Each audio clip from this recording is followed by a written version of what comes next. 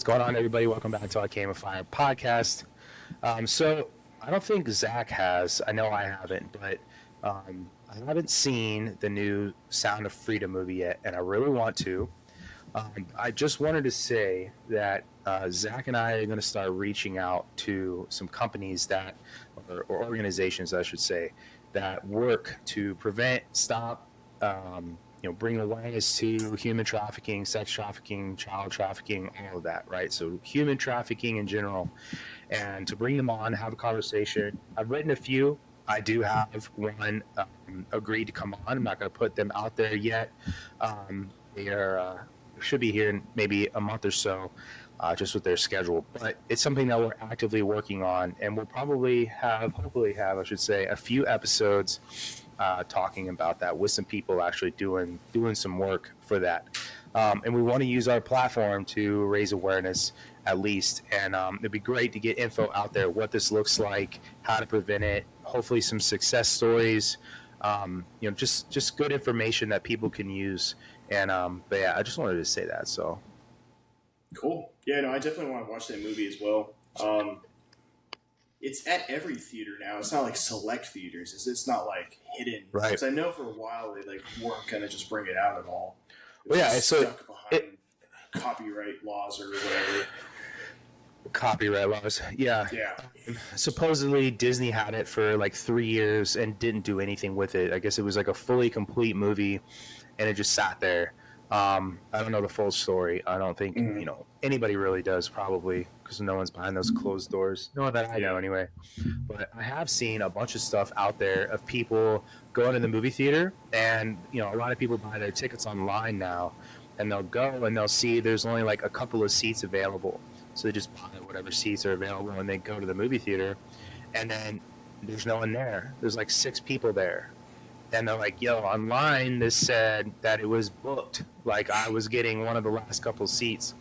And then I've seen a bunch of other people, and they're all over the country too, right? Mm-hmm. And obviously, like there's only a couple of movie theater companies that come off the top of my head, like AMC, Cinemark, right? Regal. Yeah, sure, there you go, right? And people are like, the air conditioning cut off, or they're having technical difficulties. Like, let me just put it this way. My first job was a movie theater on a really small base in Germany. If my half-assed 17-year-old brain could run a movie without screwing it up, right? How many movies have you been to that were screwed up? Like, I've been in movies before. Yeah, exactly. I've been in movies before where, like, there was, like, a glitch with, like, the digital thing, and then they fixed it immediately. You know what I mean? Mm-hmm. And normally, like, there's some sort of recompense for it.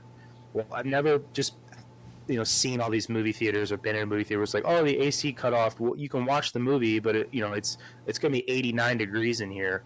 Like, I've never seen that before. Mm-hmm. So I mean, it is really weird. I don't think it's circumstance. Just my personal opinion. I don't know anybody that's had issues like that going to a movie theater before. Literally, the only issue I ever had going to movie theater was going to see one of the worst historical movies ever, and it's Alexander with Colin Farrell playing Alexander the Great, and I literally got up and walked out of that movie because it was so terrible. That's it. Somebody tried to get me to leave Gods and Generals too, and I was like, it was a chick. I was like, you can leave. I'm watching Gods and Generals. This is a Civil War epic. Go home. I don't care. Like, seriously. I care. Yeah, this is Yeah, I know this is a 4-hour movie. You said you were okay with coming to this, right? So yeah. we're gonna have a civil war before this is a civil union and prevent it from ever happening. Get out of the theater. I'm watching this movie. I want to see what happens at the end. I don't know. Just kidding. The union wins. They break up, but they have to get back together. They did, yeah. And then there's this whole time period called the Reconstruction. Yeah. But for those who don't, go ahead. The Reconstruction's like when they went and saw like their like marriage counselor. 2 Christmases, yeah. I mean, it's something. There's got to be a really good analogy out there for it. I won't. Somebody has one. Yeah, me neither. Put it in the comments. Let us know. Yeah. I want to hear it. If you liked Alexander, let me know why in the comments so I can block you. We can remove you from our Fire fans. I know we don't have a lot of followers. We're very thankful for the ones we do have. But don't come at me about Alexander. Just put it that way. You will be gone. Affirmative. Yeah, man, that movie is so terrible, dude. I wish somebody would try and do it again, because if you've ever read any history about him, it's such an amazing life, and there's so much lore around him too that you can include in a movie. You know what I mean? Like, why? You know, the whole, you know, like horse's shadow thing, and then, you know, how he died, and the mystery around him, you know, spreading his empire around. You know, it's just, there's so much to it. You know, the mystery, like you said, I just feel like it's like one of those things where it's like Jello. It is so hard to screw up. Like, how did you screw it up? You know what I mean? I'm serious. Like, and I don't know, dude. Colin Farrell was not the right actor for that movie, in my opinion. I don't know who the hell I'd gotten to play Alexander the Great, but it would have been him. Yeah, I was just about to ask you, who would you put up? Man, when did that movie come out? Like 04? Something like that? 03? I don't know. Yeah. All right, if I had to pick somebody today, right, like modern, like actors in 2023, that's a great question. No, no, I don't really see. I don't see Ryan Reynolds as like a really big like historical actor. Like, I know he's done some serious stuff, but yeah, man, he's Deadpool. You know what I mean? Yeah. He's the dude from Waiting. That's Ryan Reynolds to me. I was just saying Ryan Reynolds because I feel like if you just is that your man crush? Yeah. I mean, okay. Who's it's Zach's man's crush is Ryan Reynolds. That's good. Is yours not? Who's yours? I don't have one. Oh. Well, you should. I guess if I like, if there was like a male actor that I was like, I would literally watch anything that he's in. It's Henry Cavill for sure. Like from The Witcher, Superman, right? I like him. Dude, The Witcher is awesome. I bought the books to read them. I haven't read them yet, but it sucks he's not going to be in the next season. I know, dude. And he said he walked away because of like some issue with the writers and then moving too far off the storyline. But and then he said, "Well, I'm going to focus on being in Superman again." And then they took him off the Superman project. It's like, dude, something's got to give. We can't have whatever his name is, little brother Liam Hemsworth, right? Isn't that who it's going to be? Dude, what the fuck? Unless he becomes like extremely mature and like brooding very quickly, it's not going to work. No, dude, he has two. Like Henry Cavill has, you know, that chiseled jaw, that like that big brow. Like he just looks like Geralt, you know. And so to have so many soft features like Liam Hemsworth, like, and how many songs has Miley Cyrus written about Henry Cavill? 0. You know what I mean? So he's got that against him too. So I mean, I just don't want to. I'm gonna try. I'll just put it that way. It's just gonna be so weird. It'd be like if in the middle. So think about like the Harry Potter movies, right? They had Sir Richard Harris as Dumbledore, the first 2 movies. Yeah, but then he died. Yeah. And they had to replace him. Could you imagine in the Goblet of Fire, they were like, Daniel Radcliffe is no longer Harry Potter. It's whoever, right? Everyone would be like, what the fuck is this? You know what I mean? Yeah. Like, what kind of great value brand Harry Potter is this? That's kind of how I'm going to feel like when watching season 4 of The Witcher. So, I don't know. I'm hoping... Go back to your Miley Cyrus thing. I was thinking, like, imagine if Miley Cyrus made a cover of Toss a Coin to Your Witcher. Oh, God. I don't even want to think about that. And speaking of Cavill, or Henry Cavill, he's about to be James Bond, I think. He's about to be 007. Dude, that is going to be fucking epic, dude. And if he's 007, like, because, like, so Daniel Radcliffe, right? Not Daniel Radcliffe, Daniel Craig. I was Daniel Craig, yeah. Daniel Craig, great 007. Absolutely. He's my favorite to this day. Yeah. Yep. Well, it's because he's the first 007 where, like, they took 007 away from being, like, the quirky, goofy spy movie type thing. Yeah. To, like, it's serious, real world, could potentially happen today, like that type of stuff. Well, it's like the Pierce Brosnan movies, are really cheesy. You know what I mean? And I have a there's love some for it, really though. cheesy. I was just about to say that. And I think it's because that's what we grew up with. And Yeah, if you're in our age group, what kid did not have a Nintendo 64 and GoldenEye? You know what I yeah, mean? That true. was like Yeah, the first person shooter that everyone like fell in love with. There's so many nights I've they spent up playing GoldenEye. You they know, but remade that game on the Xbox 360. And they put Daniel Craig in it, and it just like it looked great and it played the mhm, same, but it just didn't feel right. It didn't feel it's right. different. Well, Yeah. so I on my Switch. They have GoldenEye on like the 64 package, Oh and wow. it's just so weird like to play it. Because first off, all these games that are out right now have ruined old gaming for me. You know, like Mm, minus a few games, like some of the old like Zelda games, like Link to the Past, or like even the Mario games, like Super Mario classic. Brother All Stars. Yeah, Super Mario Brothers World, those aren't ruined. I play those all the Mm, damn time. Like, I show my daughter, I show my son, even though he's 2, he has no idea what's going on. Like, yeah, I yeah. love those. Those are like made me think of like Saturday mornings at Fruity Pebbles, you know. But no, it's just the truth, you know. I But still eat I Fruity try. Pebbles every morning today. I just told my wife, dude. So like, people don't know this about me, but I love to cook, and I cook really well. And that's the truth. And Damn. yeah, I make cheesecake, homemade cheesecake, and I told her today, I'm like, dude, I next want a cheesecake, slice. I'm literally whipping in a box of Fruity Pebbles, and that's going Do down. it. Yeah, oh yeah, it's going Post it down. on the page. I want a I should. picture of the Fruity Pebbles cheesecake Okay, on the I Came with Fire podcast Instagram. done. I'll do that. And I want And the sickest music you can find. Like it doesn't even match. Like actually no. I want it to be like sensational sexual music. Like well, the first thing that came to my mind was like Barry White or Luther yes. Vandross. Yeah, And like you're let's slapping get the it on. cheesecake with like a Let's get it on. spatula. It like jiggles. Oh no, it doesn't jiggle. Isn't it supposed to like it doesn't jiggle before it sets? Or no? Oh yeah, Yeah, yeah. you that's kind of like one of the things like how you test if it's done. You kind of like shake the Mm-hmm. pie pan a little bit. Mm-hmm. Yeah, no, when it's done, that shit's like a dude. It's a brick. You know that trend that's out there right now where people are like, they go to a drive-through and they're like, oh, I ordered chocolate ice cream and it's like soft serve vanilla and they rip it off the cone and turn around and chuck it at the person. Yeah. Right? Yeah, yeah. If you hit somebody with a slice of my cheesecake, they'd probably die. That's how thick this shit is. It's a thick boy, dude. They go into cheesecake comatose. Yeah, no, for real. Yeah, it's serious. You can Like when you have a slice of my cheesecake, yeah, no, it's like a boulder. When you have a slice of my cheesecake, you know that you ate a slice of cheesecake. Let's put it that way. Hell yeah. It's thick. Well, Yeah, well, when we meet up again, I want a slice. Like you got it. just I will know make you a it's cheesecake, happening. Good. dude. Yeah, I but want yeah, no man, Daniel Craig, for sure. As of right now, is my favorite James Bond. Sean Connery, though, those old classics, Yeah, like Roger Moore, that's- like those. I like Sean Connery from like the classic James Bonds, the best. Yeah. I feel It's like a lot of people. nostalgia.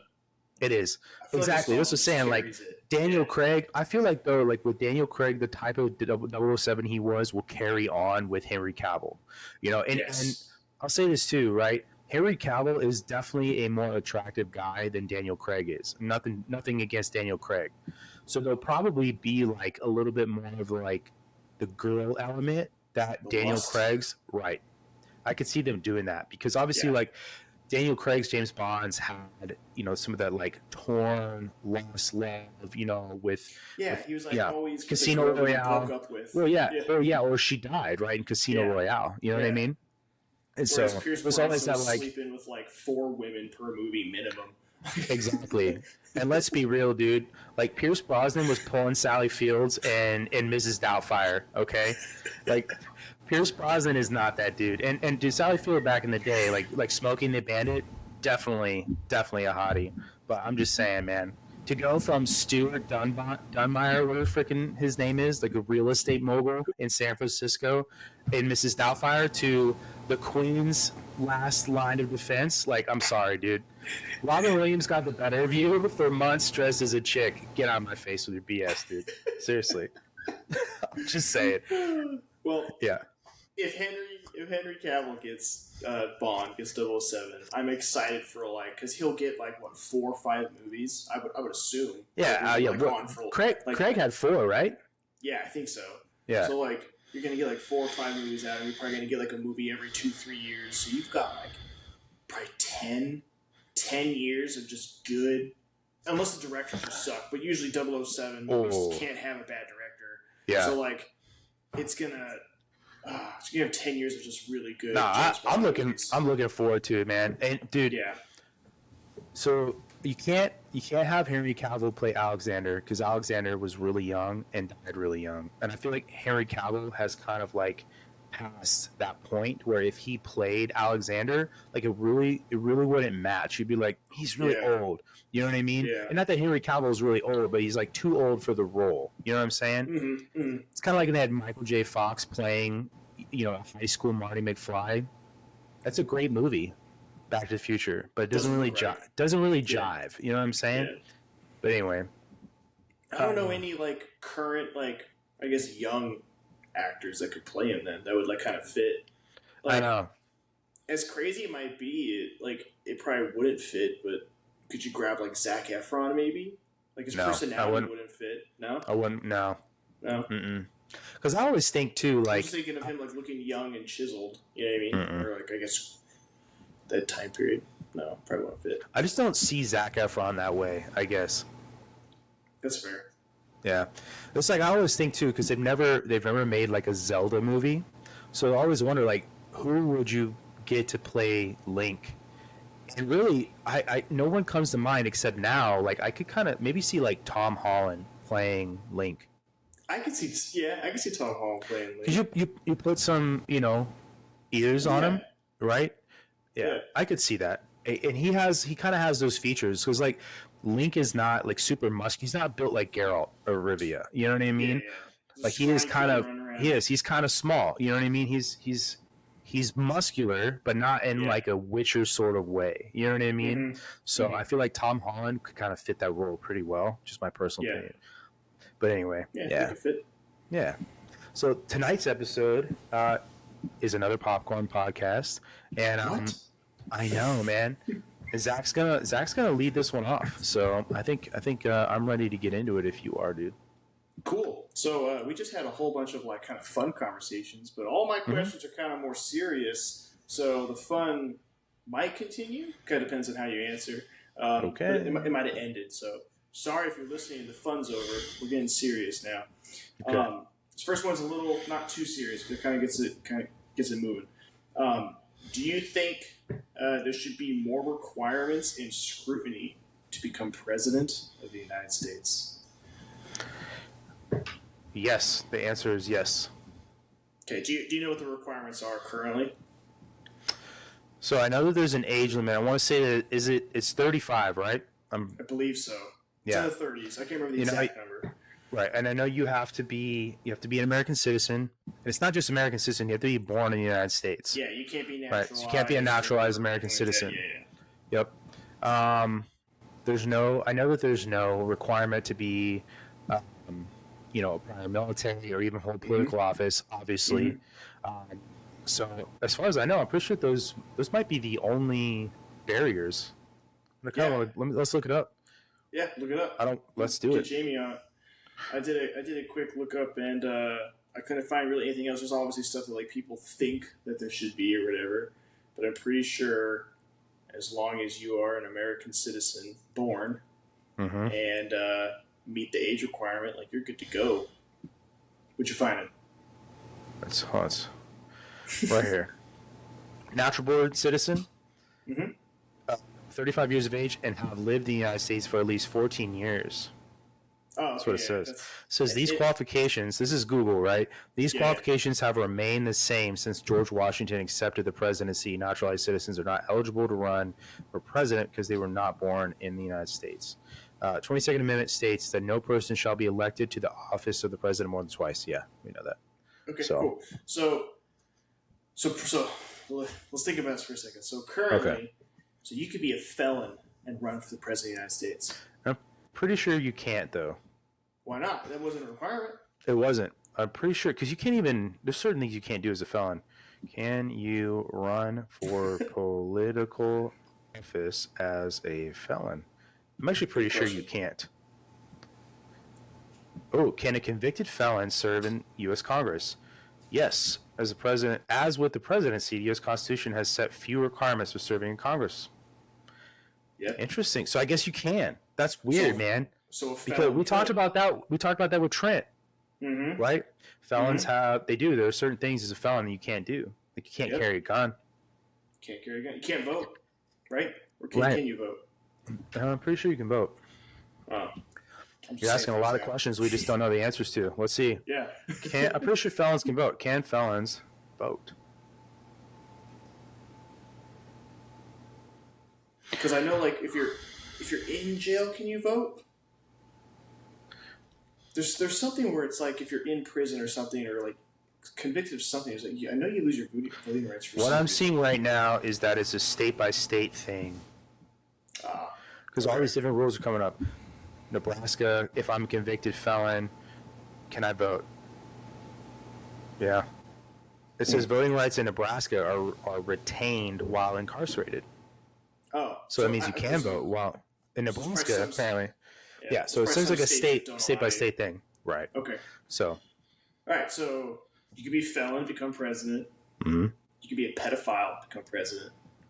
You could be a murderer. Well, I mean, president. let's take that back for a second, because I'm pretty sure there's already been a few of those as president. So. Oh, I'm sure. So there's a lot of things. There's just those three things, right? Live 14 years, be 35, be a born American. That's it. I'm eligible. You're eligible. I'm eligible in 5 years. This is not an endorsement. Wait, is there an age limit for VP? Because if you become the P, can I be VP? I don't know. I'd have to look it up. It says Congress age limit. You have to be at least 25. So. Okay, so I bet VP's probably 25 or something. But you asked. So, like, ask your question one more time. Yeah. So you said yes to it, but do you think there should be more requirements to become president of the United States? So the follow-on to that is, what would be Gresham's more requirements? I think that. So I do not think that you should have to be a military veteran to be the president, but I do think you should have to have some prior civil service. But with that being said, I think that civil service or military service should be a requirement for every citizen. And I say one or the other because we are in the military and we have met plenty of people who were like, you just should not be here. And we don't. Agreed. I'm just going to be real with you, man. There are plenty of people I've looked at and been like, I don't want you here because I don't trust you. I could tell you really don't want to be here. I can tell this is just a paycheck for you and this is not for me, right? And that when the going gets tough, you're not going to be there. And so I don't want a bunch of people who are forced into military service. And I'm sure there would be plenty who are forced into if they were forced into military service, who would do a great job. But there's going to be way more people that are like, man, fuck this shit, Yeah. And so the force thing, like forced militaries tend to not fight well. They tend to not have like a lot of like behind that type of stuff because they're not. The last time we had a draft. Yeah, exactly. They were conscripts are not good soldiers. They don't fight for what you sent them to do because they don't believe in it because they didn't do it themselves. So I agree that. So I think some sort of civil service, either military or civil, and I feel like you can have the option, right?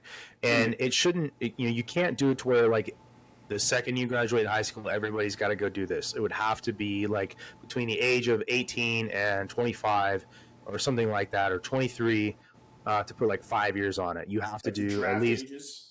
Like you have to do 2 years of either military or civil service. And civil service could be anything, right? It could be you could be working for like the Bureau of Land Management, or you could be, whatever, something where you're serving your country and you are, helping out the country. Or the community or whatever. Exactly. Yeah. Well, so that's like that start small, start where you're at kind of thing. Yeah. So if you're doing some sort of civil service, helping your community, in the grand scheme of thing, you're helping everybody, right? So, so I think that should be a requirement for everybody. So I would throw that on there. That I think that is a thing that should happen. So I would say you need to have some sort of civil or military service before serving. I also feel like I have no idea how you would accomplish this, but there's so much money in politics that you would have, like, I would like it to where you would just know that this person isn't being paid off by lobbyists, Mm. and because that to me is one of the biggest cancers in So American politics. would you want to get rid of the super PACs? I mean, whatever it would take, first off, I'm just going to preface this. Like, we're talking about a fantasy world when we're talking about this, because you're never going to eradicate that from politics unless something completely and totally drastic happened. Almost 3% of the population rises up. Right. It would take something like that, right? Yeah. So I don't think it's ever going to happen. But I mean, it'd be a good idea if, we were talking about Formula One the other day, right? Mm-hmm. And those guys all wear jackets, and they've got their sponsors on their jackets. Like, I would love to see somebody, for real, exactly, like right on your back. You know what I mean? NRA, Planned Parenthood. Yeah, they could go on and on and on and on. Yeah, like, why? For real, like, that's it. This is who owns my ass, and why I'm talking about the things I talk about. So something like that. This is a really good question, because I have a lot of other ideas, not necessarily about like what it should be prerequisites to be the president. Yeah. I will say this, that there is a conversation to be had about 4 years not being long enough to really lead a country. Especially in today's like age. Yeah, because let's be real, the way our government is set up now, nothing happens. Everything just is stuck. It moves so slow. If anything moves at all, getting anything that's bipartisan, right, is basically impossible. So there you have to deal with that. That's like one of the biggest hurdles. And then if you have the potential to lose your leader every 4 years, the leader of your country. 4 years may sound like a long time, but it's not. It's really not. So, like, I'm not vying for like lifelong leadership. I'm not doing that at all. But I do really feel like make it 6 years.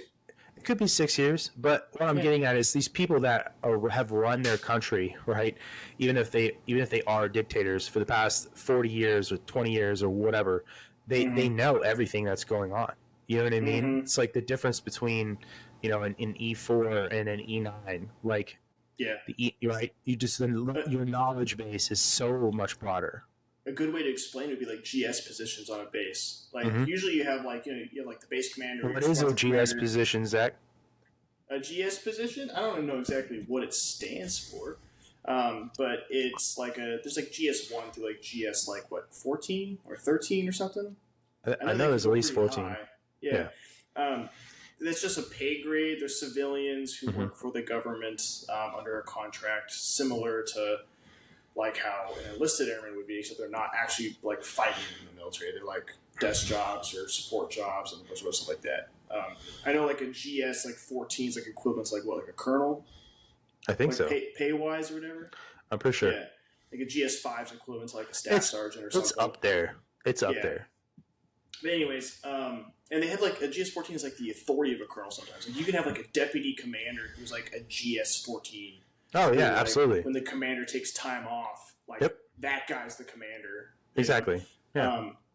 But yeah, so what I was getting at there is that you have GS positions at bases, and they're there for like 5, 10, 15 years. Dude. Longer than that. There are civilians. There are civilians where I work that retired when the Cold War was still happening. I was just going to bring up a story of I had like a GS, I think it was like 11 or 12, tell our squadron commander that it doesn't matter what he does, in 2 years he's gone, and he's going to continue on doing whatever he wants, and his stuff doesn't matter. So here's the thing, man. That happens in a lot of units, and I've seen it firsthand, and that's the problem. Not to get off on too far of a tangent with your question, but that is the problem with GS positions, is that a lot of these guys, it's damn near impossible to get rid of them unless they decide to quit and vacate their position or retire.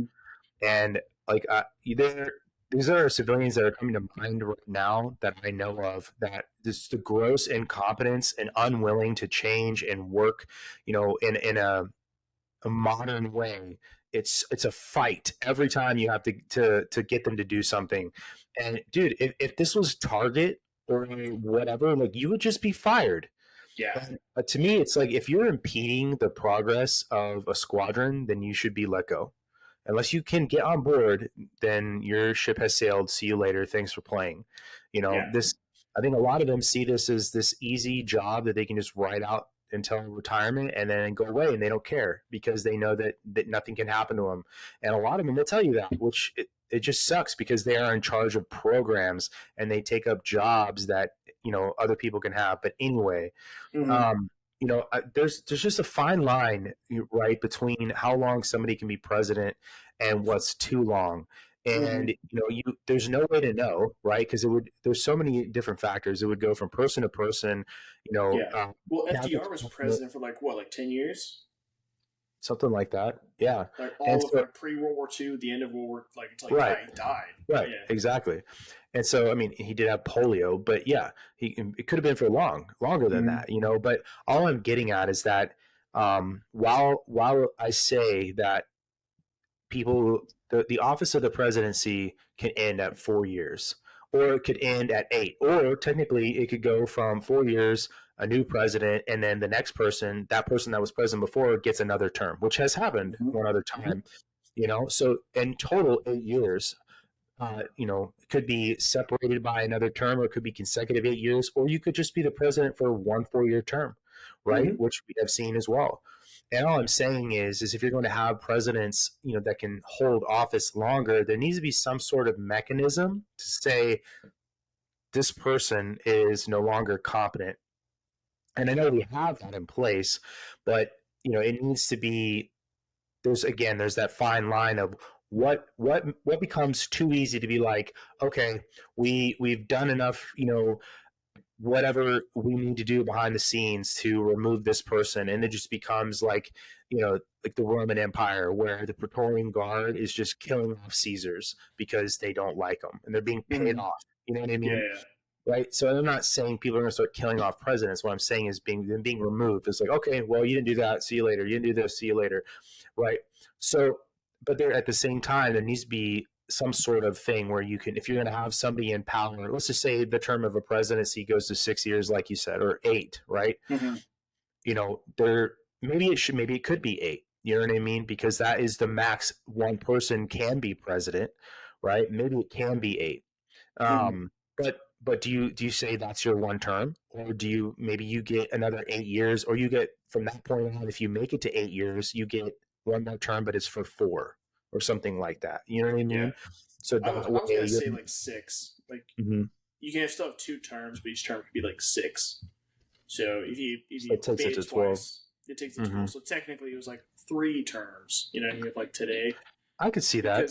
because I think like like with Obama, right? You had Obama for 8 years, Right. and his first 4 years was him, trying to get a lot of things settled, um, Mhm. right the ship of things that his administration didn't like from the Bush presidency for 8 years, a whole bunch of other stuff. Then the Right. second 4 years was actually like true Obama presidency. Like the country is kind of under what Obama envisioned in his administration and stuff. So I think Yeah. if And you had that's six and basically what six, happens. yeah, if you had 6 and 6, then you could get like a good like solid year, like 8 years ish, if they got reelected of like that ideology, the way they wanted the country to go, that type of stuff. But then you'd run the risk of like if you had 6 years of a president you didn't like, or that was let's just destroying things. Like, could you imagine 6 years of Hoover? Like, Well, that's what I'm getting at. If you're going to extend the term of a presidency, mm, then you need to have some sort of mechanism in place to say this is becoming disastrous, right? mm-hmm, But there needs to be a fine line about what those you would need to outline those parameters very specifically, yeah, and it would almost need to be like the something, nuclear codes, yeah, right? Where there has to be some sort of like 2/3 consensus, right? And you would have to have these other things in place that have to happen. They're provable, right? mm-hmm, And it's just like these again. We're talking about these concepts as if people that are in these positions are they're altruistic and they actually care about the American people and Mhm. what the government is supposed to stand for. But in a perfect world, for the sake of this conversation, you would need to have a mechanism like that, so you can Yeah. say, okay, this has gone on too long, right? Mhm. And that's probably one of the thought processes behind having somebody in charge for 4 years. But the Yeah. thing is, too, is things move a lot faster now and a lot slower in some regards. So And a in 4 year recent presidency kind of presidencies, seems like it's an outdated thing, in my yeah, opinion. I was gonna say in recent administrations, they it's like a pendulum. You have one president for 4 years, and then the next one's gonna Mm-hmm. just they spend the 4 years just reverting or removing everything that Right. just happened. So Everything it's like, that what guy are you said is really doing? bad. Yeah. Exactly. And it's not actually anything that is helping. It's just taking what everything that other person did and dismantling it. Yeah. And that's what Just for it to be dismantled when the exactly. next president gets in there. That's exactly what happened. Just to keep it current, right? That's exactly what happened when Joe Biden took presidency. All Mm-hmm. these things that were Trump policies, he was like, oh, we're taking all this apart, and now when you look, he's done quite a few things that Trump was already doing, right?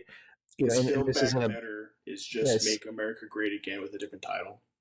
basically right. But I mean, all I'm saying is that with those sorts of things, I feel like are kind of necessary at this point, and Mm-hmm. you need a total remake of the House and the Senate, so and all that stuff. But Yeah. my thing for presidency, I would say civil service, military service. You don't need to be retired, from military service or even other civil service. You just need to have that experience. Mm-hmm. The other thing too is, I think when you said scrutiny, like there's a ton of scrutiny already on people that are running for political office. Um, you know, but I think that also goes into what I said about where their money is coming from and how they Mm-hmm. spend their money. And I do. I feel like all of that stuff should be made public record. What you're Mm-hmm. doing should be public record. You are leading our country, and you're supposed to be a representative for all of us. So Yeah. nothing. I mean, you can't say nothing they do needs to be covert, because there are obviously decisions the president has to make that not everybody has the right or privilege to know, but because Mm-hmm. of national security reasons or whatever, you know what I mean? But there are specific things that we should have access to and know. Can like you said, a felon, can they be president? And apparently they can, you know. But I mean, I don't know. Yeah. That's Those are going to you, be you need to so. have some sort of distance Yeah. between what you did, you know. Yeah. I was gonna say obviously like the ones that are already in place like American citizen born, 14 years, 35. But I was also gonna throw in like you should probably have to pass like an IQ test with like a minimum score. I Mm-hmm. feel like you should what was the other? I just had it on the tip of my up like so with like the law stuff. I think like certain laws are okay, but like if you ever committed murder, I don't think you'll be the president. If you ever Yeah. like committed a sexual assault or sexual heinous crime, no. If you I, ever I bet like if we looked into it, those sorts of crimes, it probably is some sort of, um, you know, rule in place. there's probably not a rule in place, but it's probably like it would be so scrutinized during the like running for office that it would just Yeah, kill your campaign. you'd never make it past But what you did. Yeah. but what are the odds? You know what I mean? Mm-hmm. Like Well, someone I mean, could it's true. be like, well, I don't care that. Like it's like the joke was like, but he murdered the guy. What murder? He was an amazing guy, or whatever. So it's Yeah. like, you still Well, get people for him. along with your IQ test, I would say that there needs to be some sort of civics test then, because you can't just have people. I do think that you just can't have people that don't know what the hell the government is supposed to be and how it's supposed to Yeah, run. There yeah. needs to be some sort of, I guess, on where we're getting at is It's some like a sort of constitution test. well, sure, but like a competency test. Like look at what people who have to become, and you should be pretty well versed in this. What people that have to go through to become American citizens, the tests and stuff like that they have to take. Like I guarantee you, some of these tests that people that want to become naturalized have to take, an American off the street probably couldn't pass them. And dude, it's. I mean, that is the kind of stuff I'm talking about. I feel like Mm-hmm. if you're going to lead our country, you should be able to answer questions like that. And obviously, it shouldn't be the same test all the time, you know. And again, we're imagining a world where this is happening the way we're describing it happening. So there would be some sort of committee that comes up with a test every time there's an election, and you have to make sure that those people aren't bought off and the tests aren't given to somebody. And it's just like, okay, well, we've got Randy, Barbara, and Mike here, and Randy got a 32%, Barbara got a 96, and whatever. You know what I mean? Like, obviously, like, those aren't total markers on somebody's competency, but at the very least, it shows that they know something, right? Yeah. And again, like, here we are, kids that went through the standardized American classroom talking about people taking tests to prove their competency, but it should be a part of something, right? It should be a part of the package to make it to that point. And I also my thing too, right? And maybe this is let's let this question morph into it. Let's not limit ourselves to the prerequisites, right? Mm-hmm. The presidential debates, most of the time, like, these things are kind of pointless, because they say, "Oh, you've got whatever it is, 2 minutes to speak," and then the whole time I'm talking, you're trying to talk over me, or you're revving up the crowd to make noise, right? And it's just like It's almost like you need to have, like, that box of silence. Somebody's just sitting in, and somebody, they can't talk until the other person's done saying what they want to say. But at the same time, you're creating an environment where somebody can say a bunch of stuff for a long time that could be completely and totally unfactual and super just wrong. And people are sitting there listening to it. And in the age of sound bites, they're going to listen to Joe Schmo or whatever say something straight for 2 minutes, even though it could be total BS, without anybody calling them out. So there's just all these different things. This is a bunch of different symptoms what's wrong with our system. The media is a problem with it, because they harp on specific things, these little sound bites. No one wants to sit and watch a 3 hour whatever, or wants to sit and listen to a 20-minute or a 30-minute debate. No one wants to do that anymore. I also don't think there should be all this money in it, and I've said that before, but that seems to be what happens. If you're not a freaking millionaire, or you don't have millionaires or billionaires backing you, you're never going to campaign and get the attention that maybe you should have, or whatever. And you see all these people, because there's a lot of people that run for president. It's kind of interesting. You can see everyone who's technically a candidate, and you go to their website, and it's just like, I've never even heard of this person, and it's because they are legitimately some grassroots person who maybe they have a lot of good to say, but you're just like, I've never even heard of them, because the media doesn't do that. Yeah, they focus on there's a bunch of stuff that's whales. Right. There's a bunch of stuff that's wrong with the way we do, and I don't have the answers, and we're not going to solve that problem, because every time you start talking about this, there becomes these dichotomies that pop up.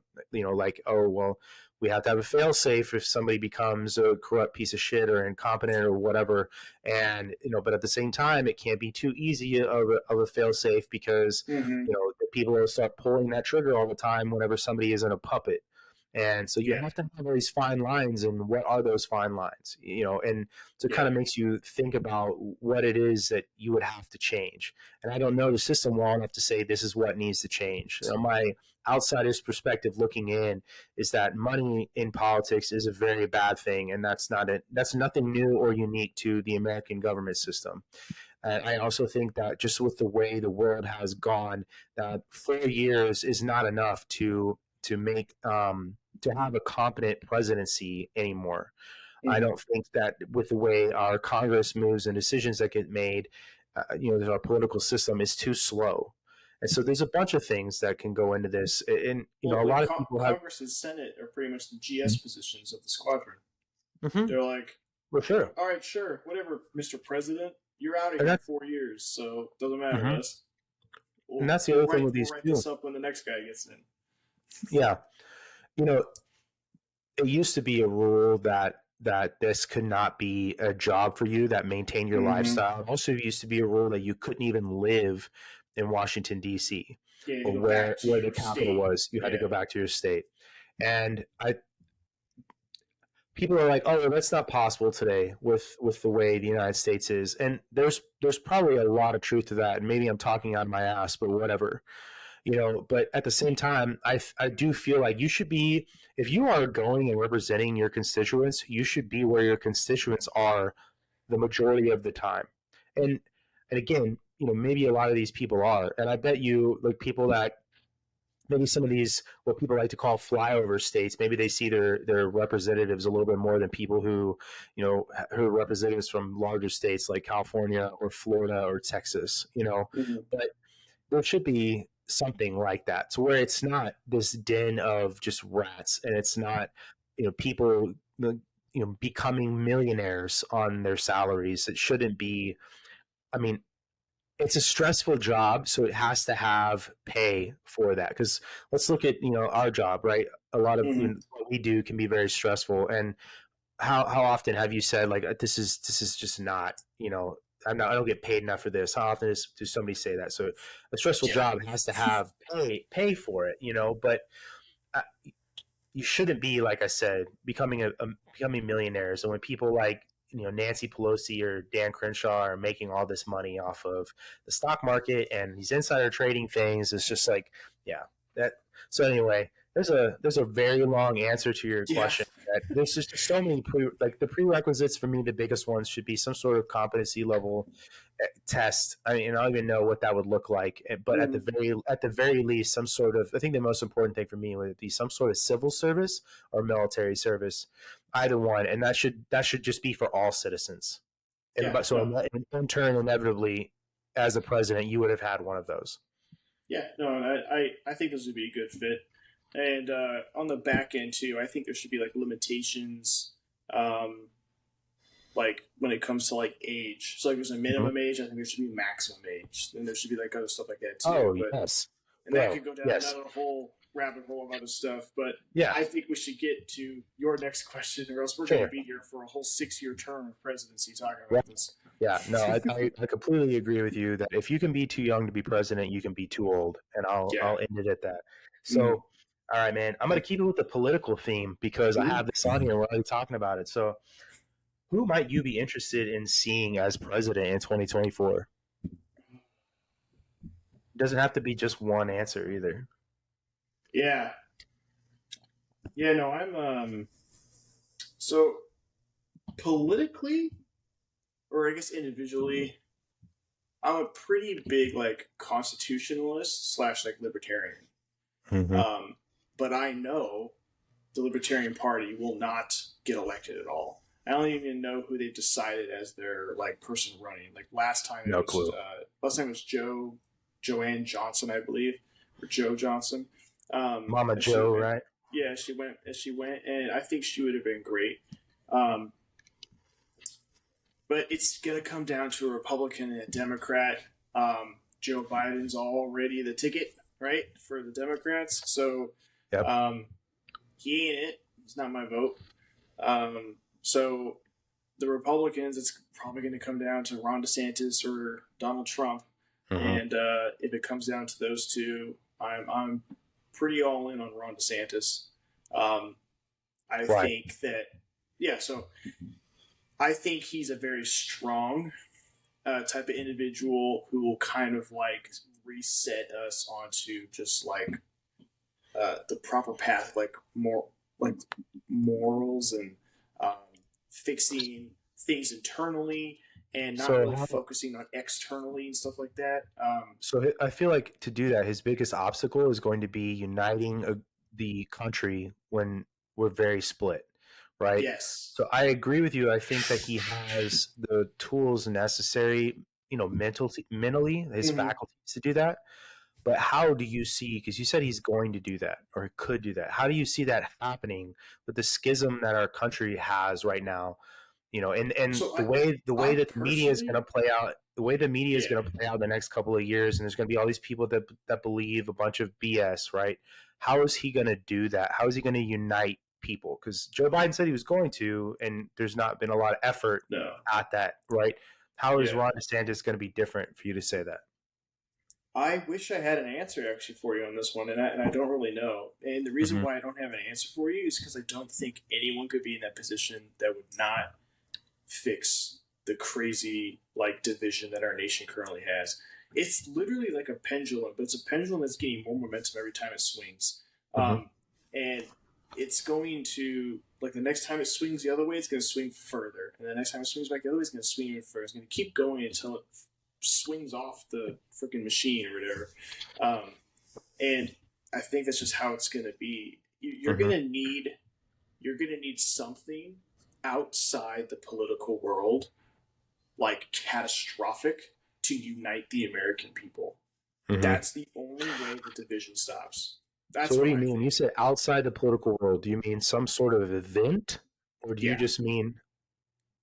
So you're it's saying gonna it's like gonna a be 9 like 11 mm-hmm. level, and not necessarily. Or you mean like it's going to be some sort of like it negative doesn't event?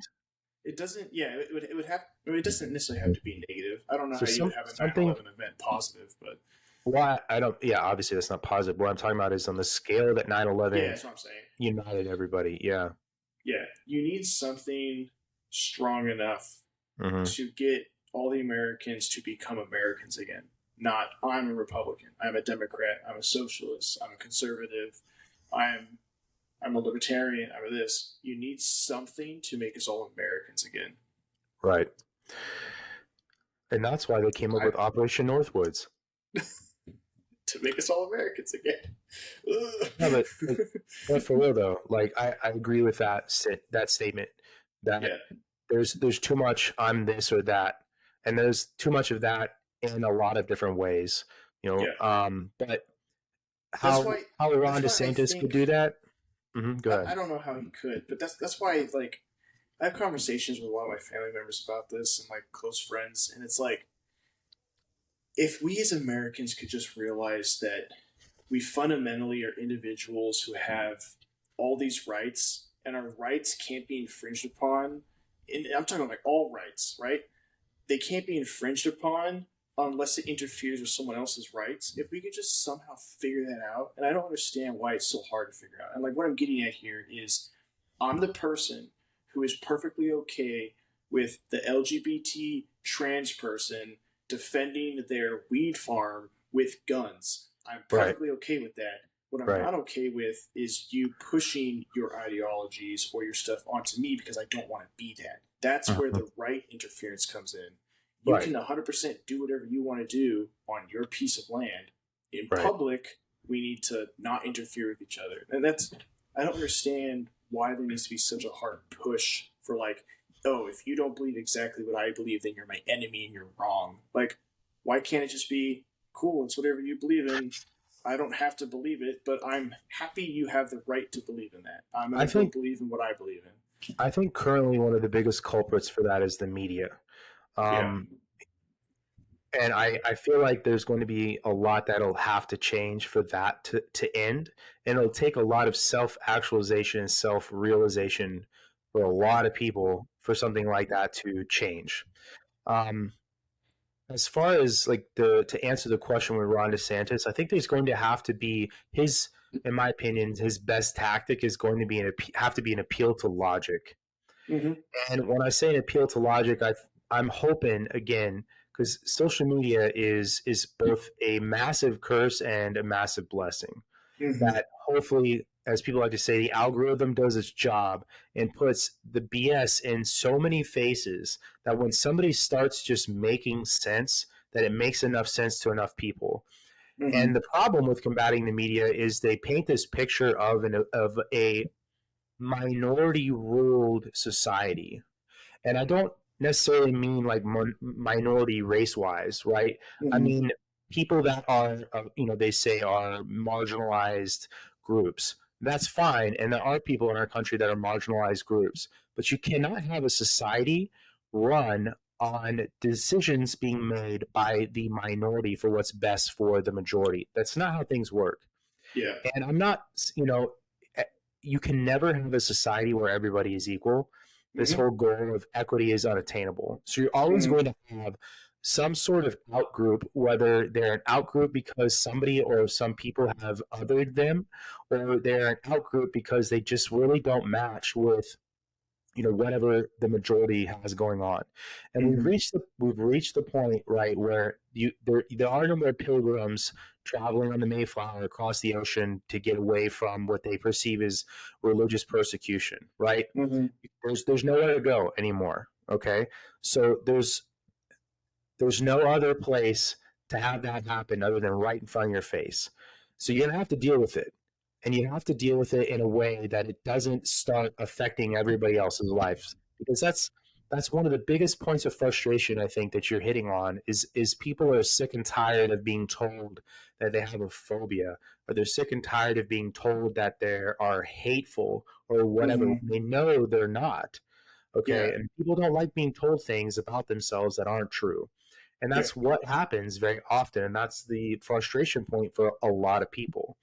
And I was having a discussion with a really good friend of mine the other day. We were talking about the military and how there's this push in the military to almost make it like there's rampant racism and um, sexism and all these other things going on in the military. And I'll say this: that stuff 100% exists, and I've Yeah. seen There's it bad and eggs I've in every heard it. bunch. There's bad. Thank you. There's bad eggs in every bunch, right? Or bad apples in every Mm-hmm. bunch.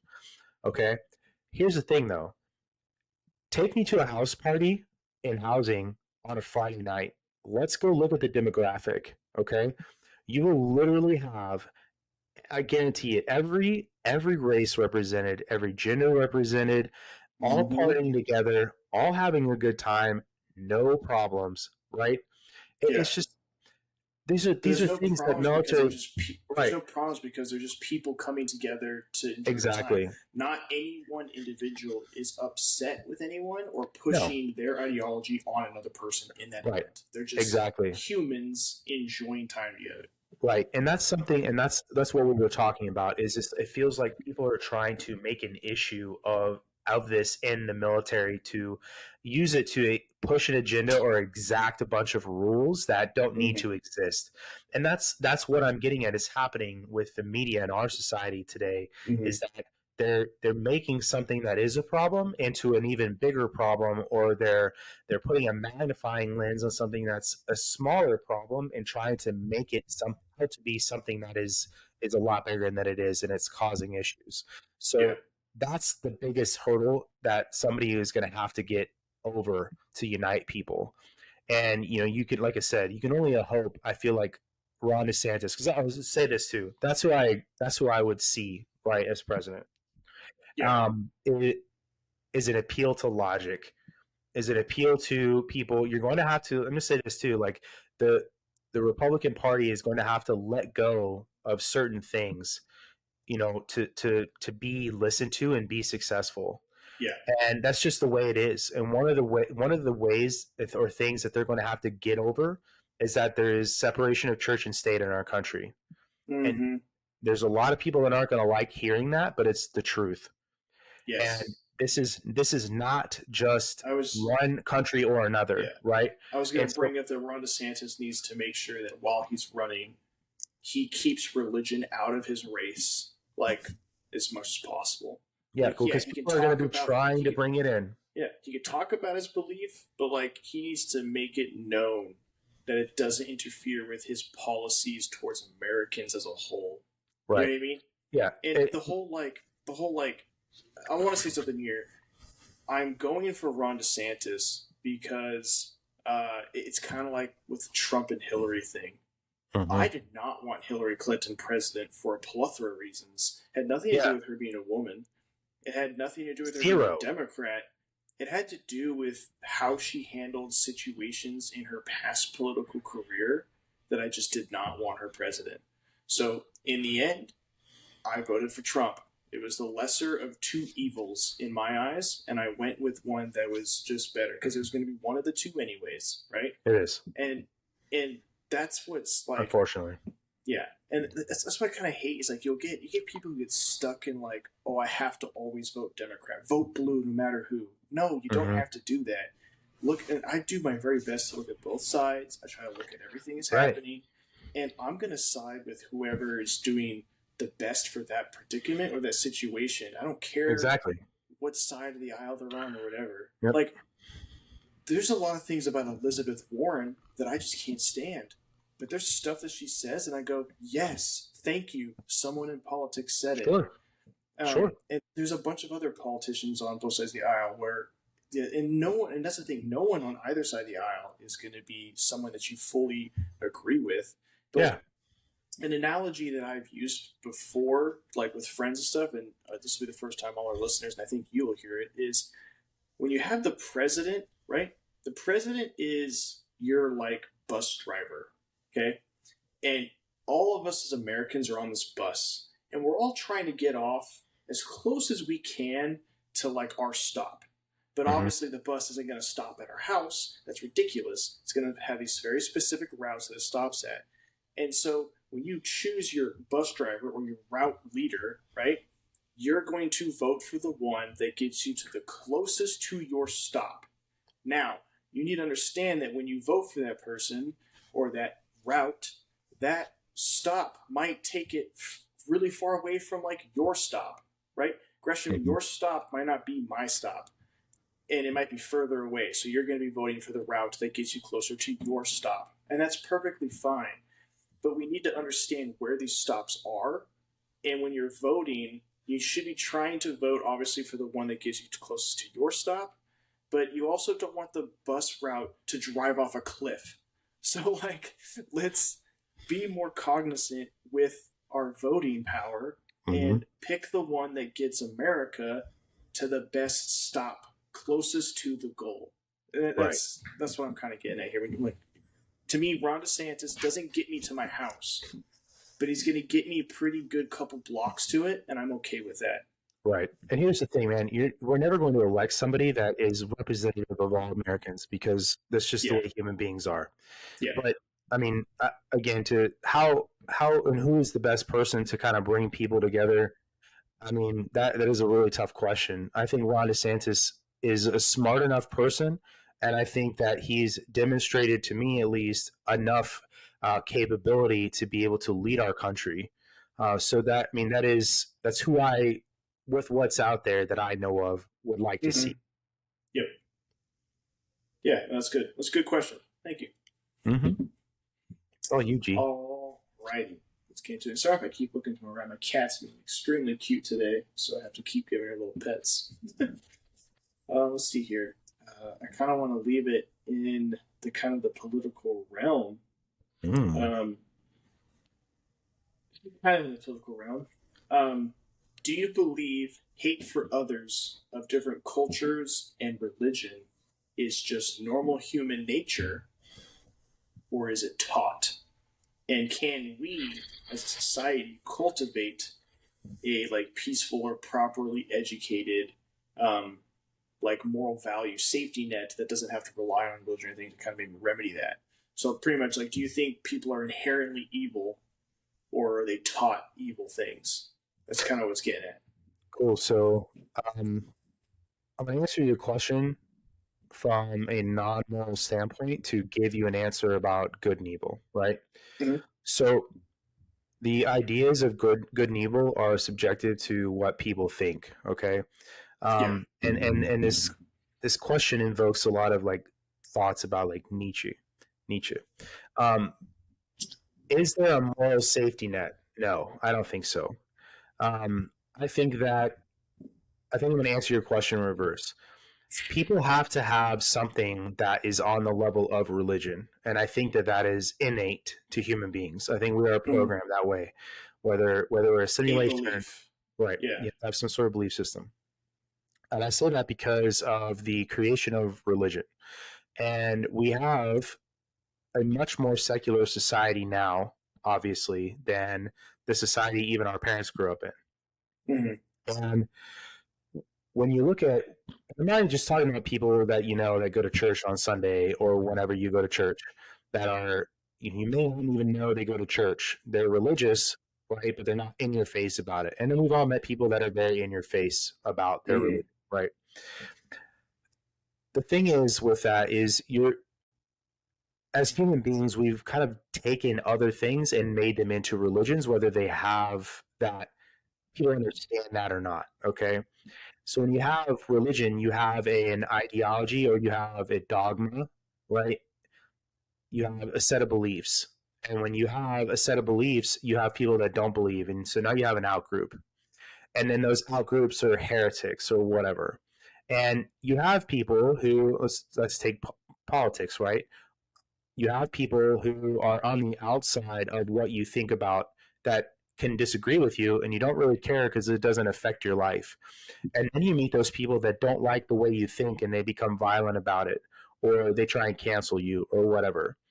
So I say that that's akin to people like maybe like you and me who are religious people. But if I sat here and listened to you tell me about why it is that you believe in the Islam faith, right? Mm-hmm. Okay, cool. And I can appreciate that. You know what I mean? But at the same, I'm not going to, just because you're Muslim or Jewish or Buddhist or whatever, start to hate you or develop some sort of process to try and ruin your life.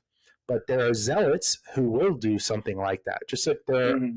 there are forms of zealotry in ideology, right? Mm-hmm. So I think there is an innate need for people to either make something a part of themselves that is a belief system, whether it is religion or ideology. And so I think we have to have that as human beings. I think it's just something that's there. And then there are people you could say, oh, well, I'm not religious because I'm an atheist. And I've met plenty of atheists who are like, I don't care, man. You're a Christian, you're a Jew. I don't care. Yeah. I'm an atheist. I don't believe. And then I've met atheists that are like, fuck you, you're stupid for believing in your sky, bearded guy, whatever, Yeah. like, so you There's a you're lot of hate you're on behind the it. zealot, yeah, you're on the zealot Yeah. end of the spectrum, right? So Mm-hmm. I think that there is some sort of innate thing with humanity that we have to have a belief system that we make a fundamental part of ourselves, whether that becomes something religious or ideological. Um, and you see that today. Like you brought up the trans thing, and you brought the people Mm-hmm. with LGBT, right, or race or whatever. It becomes that's all they can focus on, and it's a very That's religious their sort of belief. thing to Yeah. them. It is. So whether you have a religious or ideological belief that's a fundamental part of you, I think that's something that human beings have to have. So let's take it back to answer the rest of your question. Do I think that there are people that are taught hate? 100%. Okay. And I know that because I know people that are taught hate. And I have had people try and teach me to hate other people. And I don't, right? Mm-hmm. And there are people that fall victim to that. They get wrapped up in these belief systems. And I wish I could think of his name, but there's a guy, he's African American, who actually started befriending KKK members and then getting Yeah. Yeah. like systematically getting them to leave that hate group, right? Which is Mm-hmm. amazing. And hats off to that guy for having balls of steel and more courage than I can think of a lot of people having, right? Mm-hmm. Um, but I think it's both. I think that there are hates that are taught, and then there is something. I wouldn't even call it hate. I think if you look at people in general, and you have to understand that we weren't always like we are now in modern society. Mm-hmm. When you're looking, let's consider the military again, right? Let's use that.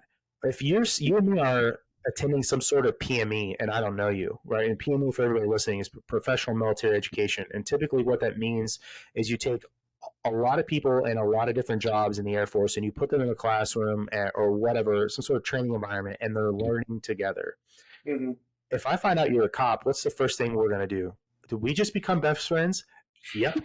Right? Yeah. That's what's going to Because happen for the we're in our next belief 12 weeks structure. or Yeah. whatever. Exactly. So human beings tend to find their likes, right? And so I think that happens on every level. That person's face looks similar to mine. That person's belief systems are similar to mine. That person likes the same sports team as I do. That person's a Cowboys fan and I'm an Eagles fan, so fuck that guy or Mm-hmm. whatever. You know what I mean? So human beings have these things in our brain. And I think they come from the conditioning of evolution. When you're an arboreal, upright being and you're going around the forest and you happen upon a group of other arboreal beings that look a lot like you, and then maybe you see some others that don't, where are you going to go? You're going to go with what looks like you. And I think that through time, through having to survive is going to leave a mark in your brain, right? Which is why people have an inherent fear of the dark, which is why just about I've never met anybody who wasn't at least a little bit mesmerized by a campfire. And there's a lot of Mm-hmm. reason for that. Because predators hunt at night. Fire keeps you safe. What looks like me is a initial marker for safety. It's not always, and that Mm-hmm. goes away in a modern society where we've built up a system that keeps people safe.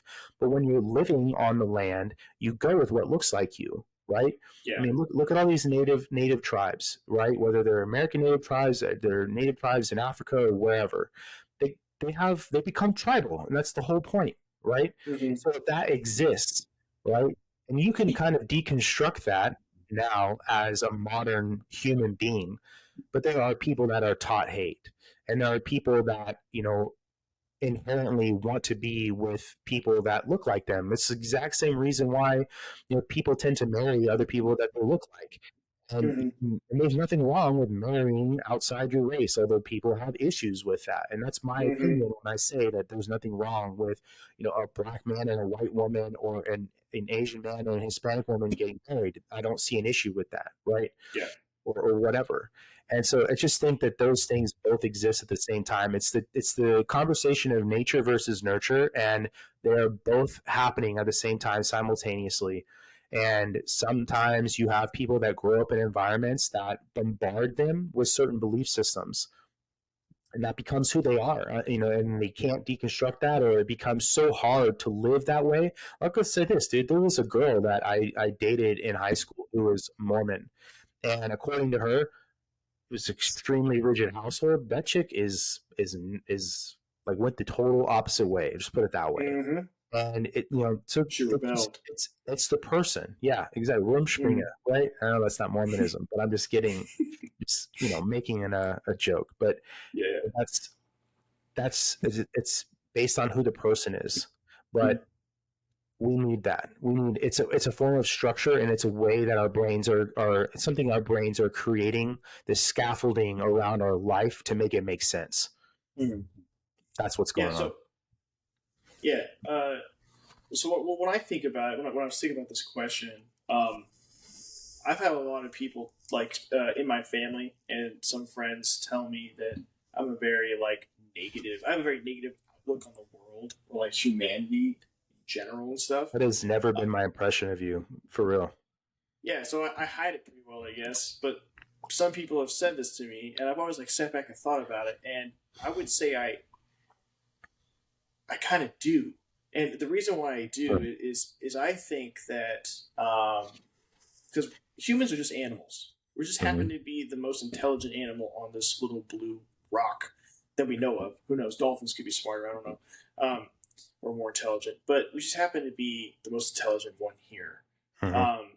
So we've evolved into societies and tribal stuff and things like that. But to me, at the end of the day, we're still animals. So we still have a lot of instinctual thoughts. Mhm. And I think all animals, they're not inherently evil, but they're inherently selfish.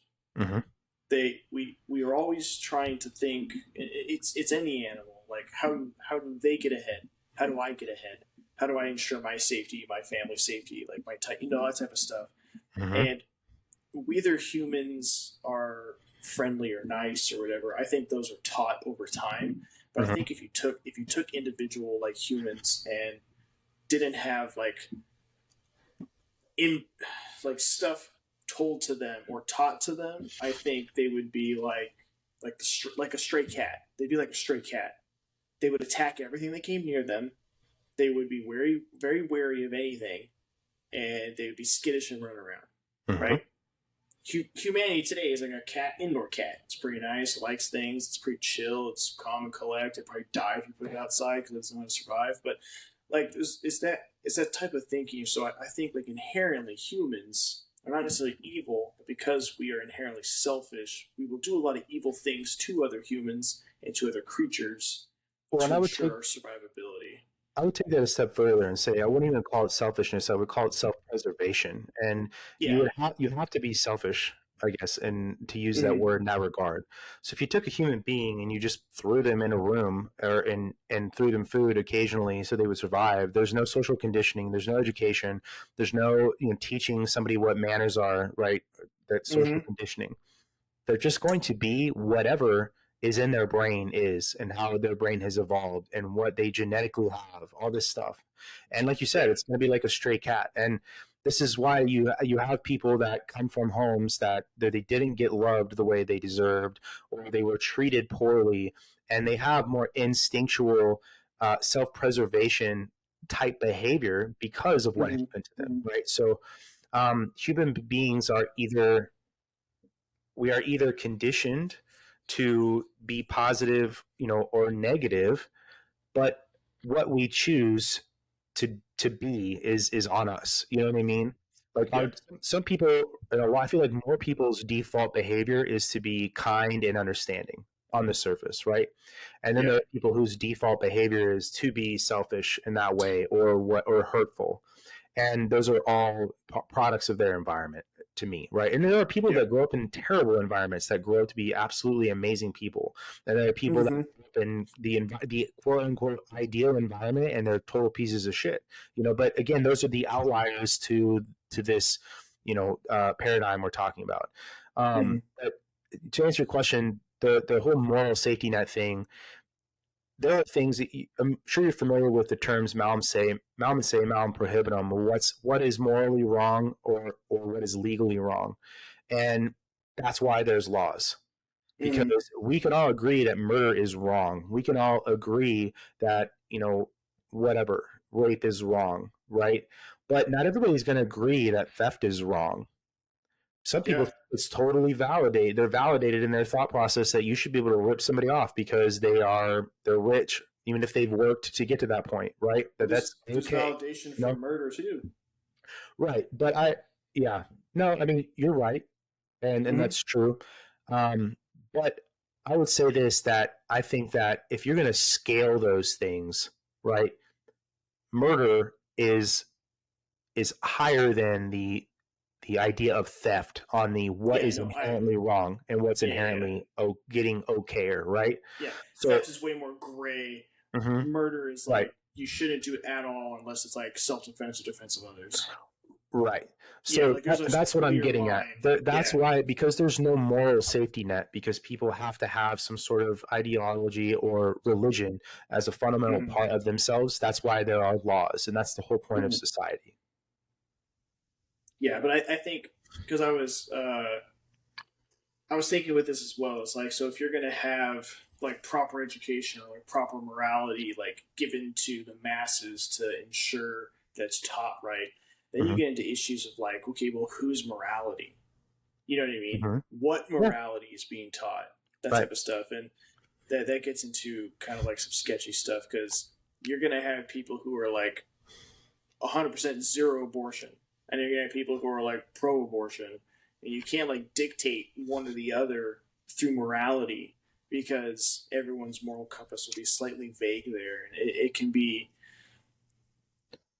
But not The second part of the question gets a little tricky because, like, okay, how do you educate them? Because if you actually wanted to force the mass education, then we're just North Korea, where they get taught a very specific thing and yeah, that's how it and is. no, and you can't be that. And here's the thing too: you're talking about like culturally, there are things that certain cultures do that are not okay.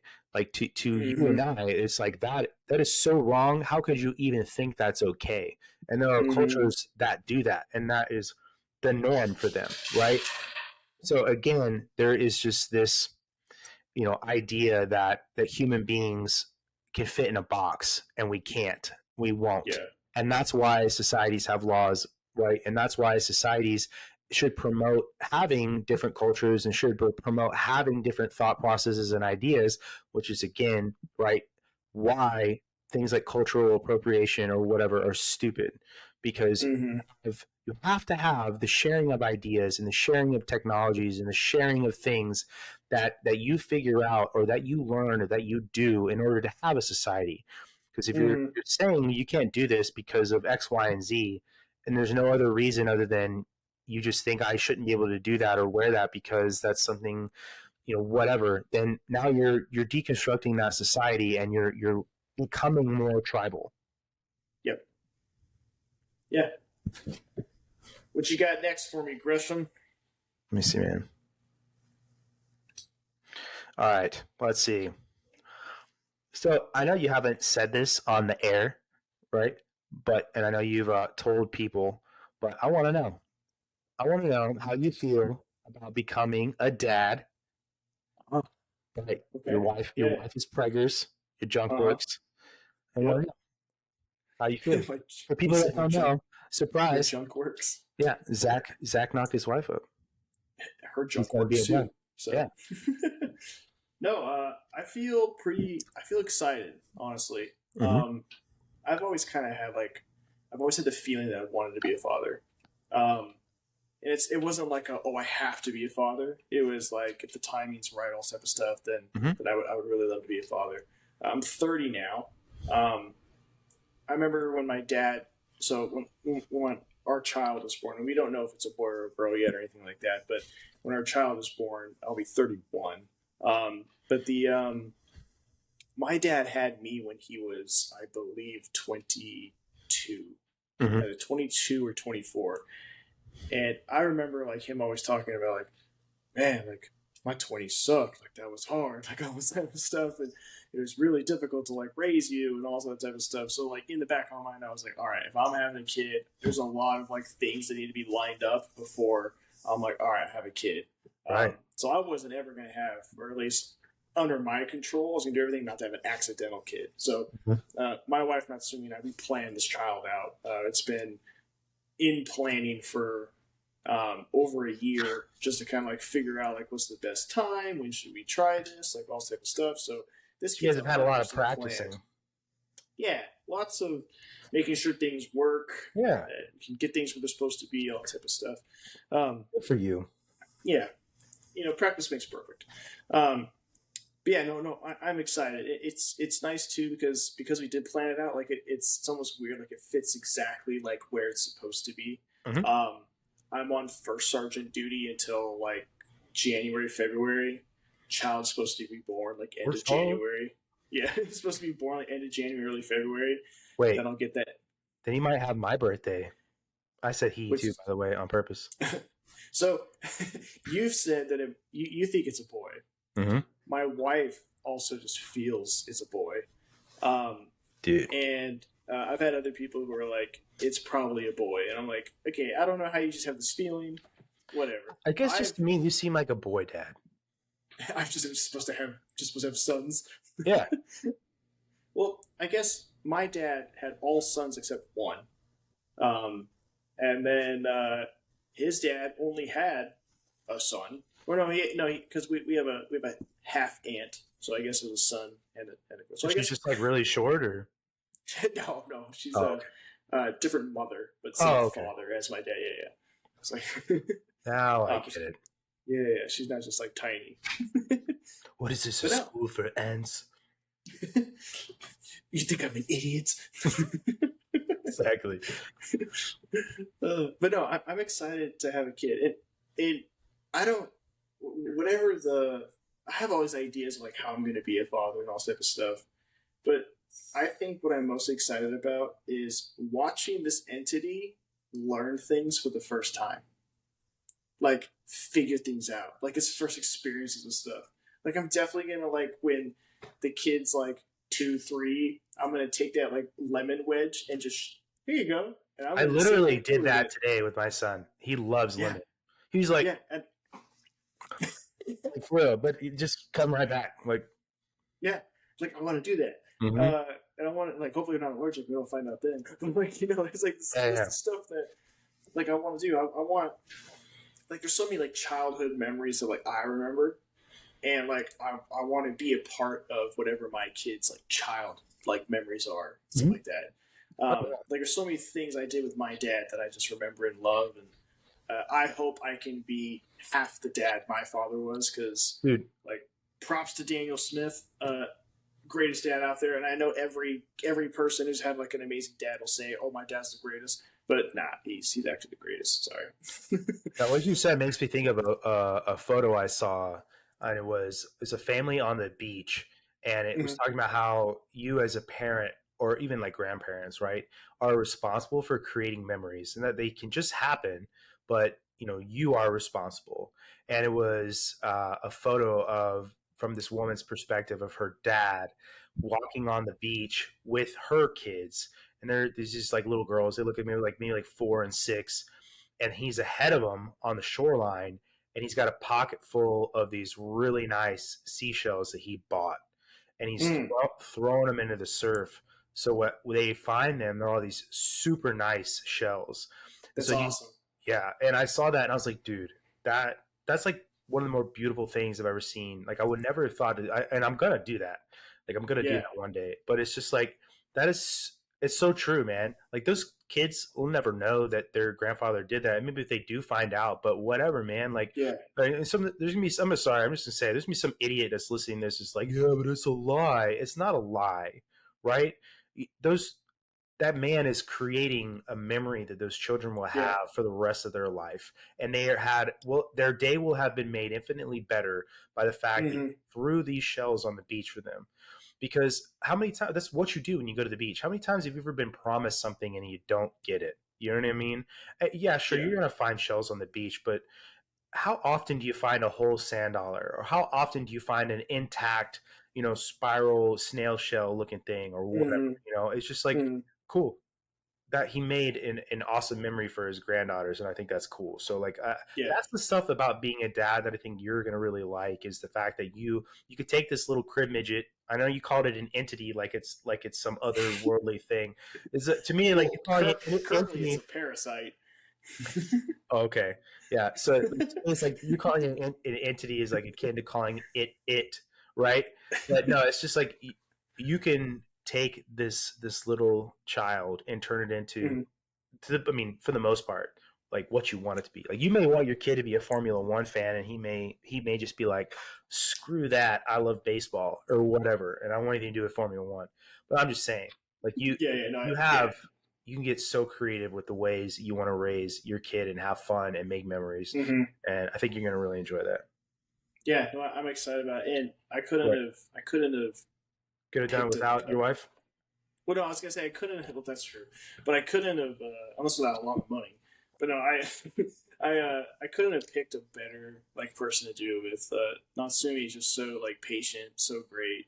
Um, she's just awesome, and she's going to be a great mother as well. And I'm excited to just be like raising a child with her. It's going to be really awesome. So You're, the other part you're of this question, I have another yeah. part of this question. Mhm. What are some hopes you have that your dad journey will take you down?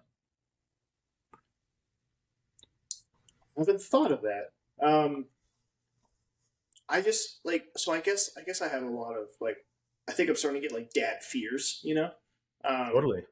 even though like so she's like 12 weeks now, so um, I have like some dad fears and stuff. Like I don't want like obviously I don't want my kid to grow up to be like a drug addict, or like I don't want my kid to like I don't want my kid to like get in the wrong crowd, or like do something they super regret, or like have a crazy accident, or like all these things. But obviously I know I physically can't protect them from everything. At some point they're going to have to just go off on their own and do their own thing. Mm-hmm. So I guess I have like fears, right, already. But I just hope that it kind of goes with what I said earlier. I just hope that I can be half the father my dad was. If I can be half the father my dad, or not was, because he's still alive, half the father my dad is, um, then I'm golden. Yeah, I I think you think just meant that that's when you were living at home and he was actually parenting you. yeah, That's what exactly. you meant Yeah, by yeah, was. Mm-hmm. yeah. And like, there's other like great father figures in my life. Like you're one of them. When we were in Kenya, I always joked your nickname was Father. It Right? was. You're right. And for a while on my phone, you were in there as Father. But then I also had my dad on my You phone as changed me? Father, and it Oh, got man. really confusing. Who's calling me? Yeah. Is it my African father, or is it my biological I father? don't know. Kunta Kinte. So I so I mean, you're a great father and stuff, and there's like I love Oh, like thanks, you'll man. send me snaps of like what you're doing with your kids and stuff. Like you said, you're going on like walks like with your kid, like you're Hmm. trying to like every day and stuff. Like, Yeah, all right, cool. I want to do with my kid, you know. yeah, Like so, there's a lot of cool things I'm just looking forward to. When it comes to memories, you know, they say as you get older, time goes by faster, and I dude. I think the reason for that is because you have less new memories. So like your time as a kid seems like it went on forever, and you remember a lot of it because it was all new. Like your first birthday, Yes, your first time riding a bike, your first time watching TV, your first time going to the movies, your first like all these firsts happen. So they're I like think that's. cemented in. But then Hmm. as you get older, like I've had Taco Bell a million times. I don't remember the last time I had Taco Bell. I remember the first time, or like some of the first times I taught. You know what I mean? So it's kind of like you get into this rhythm, and it just makes time go by quick. You Hmm. wake up, you go through all the same stuff. There's nothing new for you to remember for the day, and so you get to the end of the day and it's over. You're like, wow, that thing went by real Well, it's like quick. for me, right? Like I like to travel a lot, and when you go someplace new, if you get doing something that's a lot of fun, or you're looking at something like for me that's really historical, time seems to slow down. You know what I Yeah, mean? Because you're experiencing it differently. yeah. And When dude, my wife and I went to Italy in October, we hmm were there for 12 days. I felt like I was there for a month. right, yeah, And then when I came back, a month went by in like a week. And I was yeah, like, man, like yeah. it's crazy to think like a month ago I was in Italy. You know what I mean? Hmm. So it's That's just why kind of funny deployments feel like they last so long. But because they're all new. yeah, no, but and what you said about like time goes by faster. I tell people this all the time, man. Like the older you get, time seems to go by way quicker. And I think it has a Hmm. lot to do with what you said. But dude, Yeah, when you have kids, bro, like it takes off at warp speed. It really does. Because like yeah. I can't believe I have a kid, the age of my oldest, I just it, how does it seem that way? Like to me, Mhm. last week could have been my senior year of high school. Like that's how I feel like I remember it. So Yeah. when you have kids, man, wait till he's here or she's here, and then Hmm. just as rapidly as kids that young change, like you'll wake up one day and they'll be saying a word that they struggle with like perfectly, or they have a hard time using a spoon or a fork and then they just don't, or Hmm. whatever. It's just like shit. I thought it was kind of cute watching him struggle with the spoon, knowing he's going to get it. And now it's like, now I'm going to miss that. You know what I mean? Yeah. I'm just saying, like, Yeah. there's words that my son used to say that are, were like totally wrong, right? And one of them was banana. And he said the way he pronounced it was like abada. And like I knew what it was. Close enough. Right. Yeah. But like the same number of syllables, I think, right? But now Hmm. it's banana. Now it's It is banana. the same syllables. Yeah. Yeah. Yeah. No, it's banana. Yeah. He's a normal human. He Yeah. knows how to What's say funny too is banana. I can still ask him he wants an Abaddon. And he's like, yes. Yeah, he knows Yeah. exactly what it is. Exactly. Yeah. I still speak a little toddlerese. So Yeah. he's fluent. Yeah, no, it should be a lot of fun. There was a when I was at Kadena Air Base, there was this guy who I worked with who had a son, and him and his wife, his name was Aiden, I think. Hmm. And him and his wife decided to never baby talk Aiden, so they always talk to their kid like an adult, like you and I are talking now. Mother And you and want father require sustenance. bro, you're joking, but that's actually how he talked.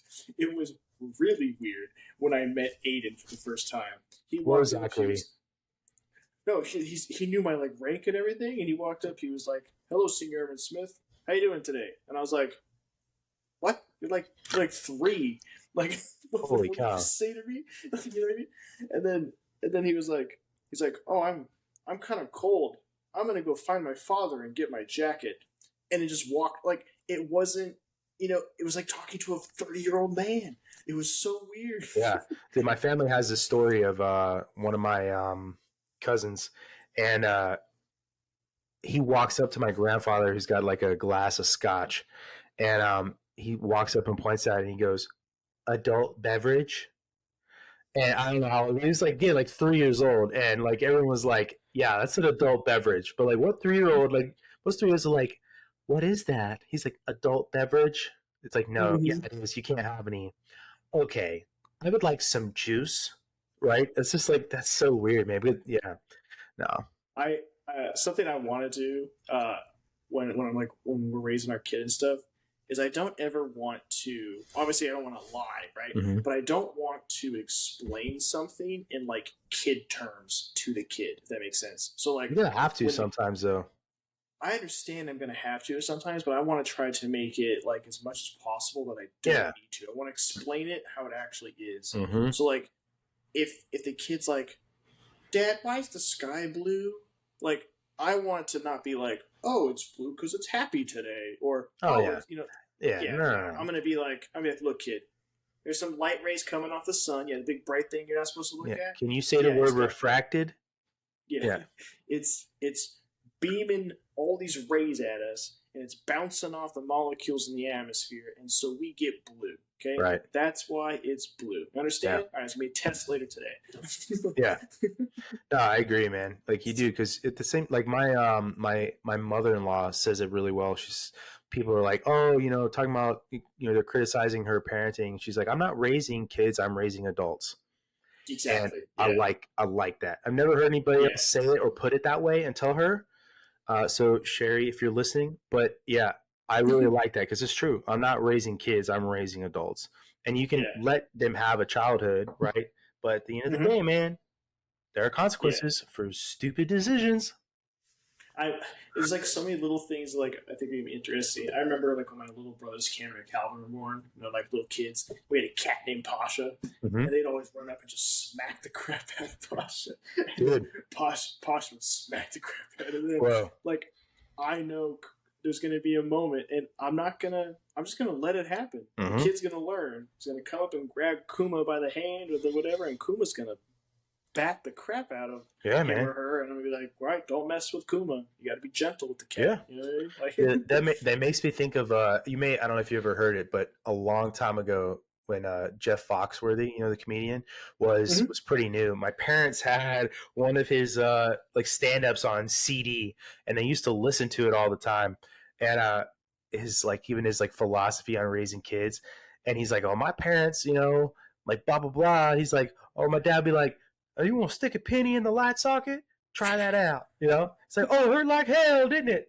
But he won't do that Just no giving him more. bad Yeah, advice. exactly. Yeah, well, but he won't do that again. You know what I mean? It's like, oh, well, that didn't feel good. Well, okay, trial and error, dude.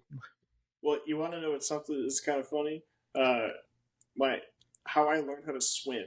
Uh huh. So we have my uncle and like his family live in Las Vegas, so they have like a Yeah. big old pool and everything. And we were there like visiting. I'd never been like really like in like swimming water. I've been in water like where I could walk and like Mm-hmm. kind of move around. I never like swam. Mm-hmm. And I remember I was like talking to my dad. I was like, "Dad, can you like teach me how to swim or whatever? Like we got a pool here or whatever." He's like, "I'll teach you how to swim." He took off my floaties John Wayne, and you? just threw me into the deep end.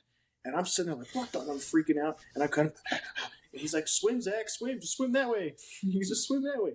I learned how to swim real quick. Like, I mean, the trial by fire works, dude. yeah. And obviously he's not gonna let me drown.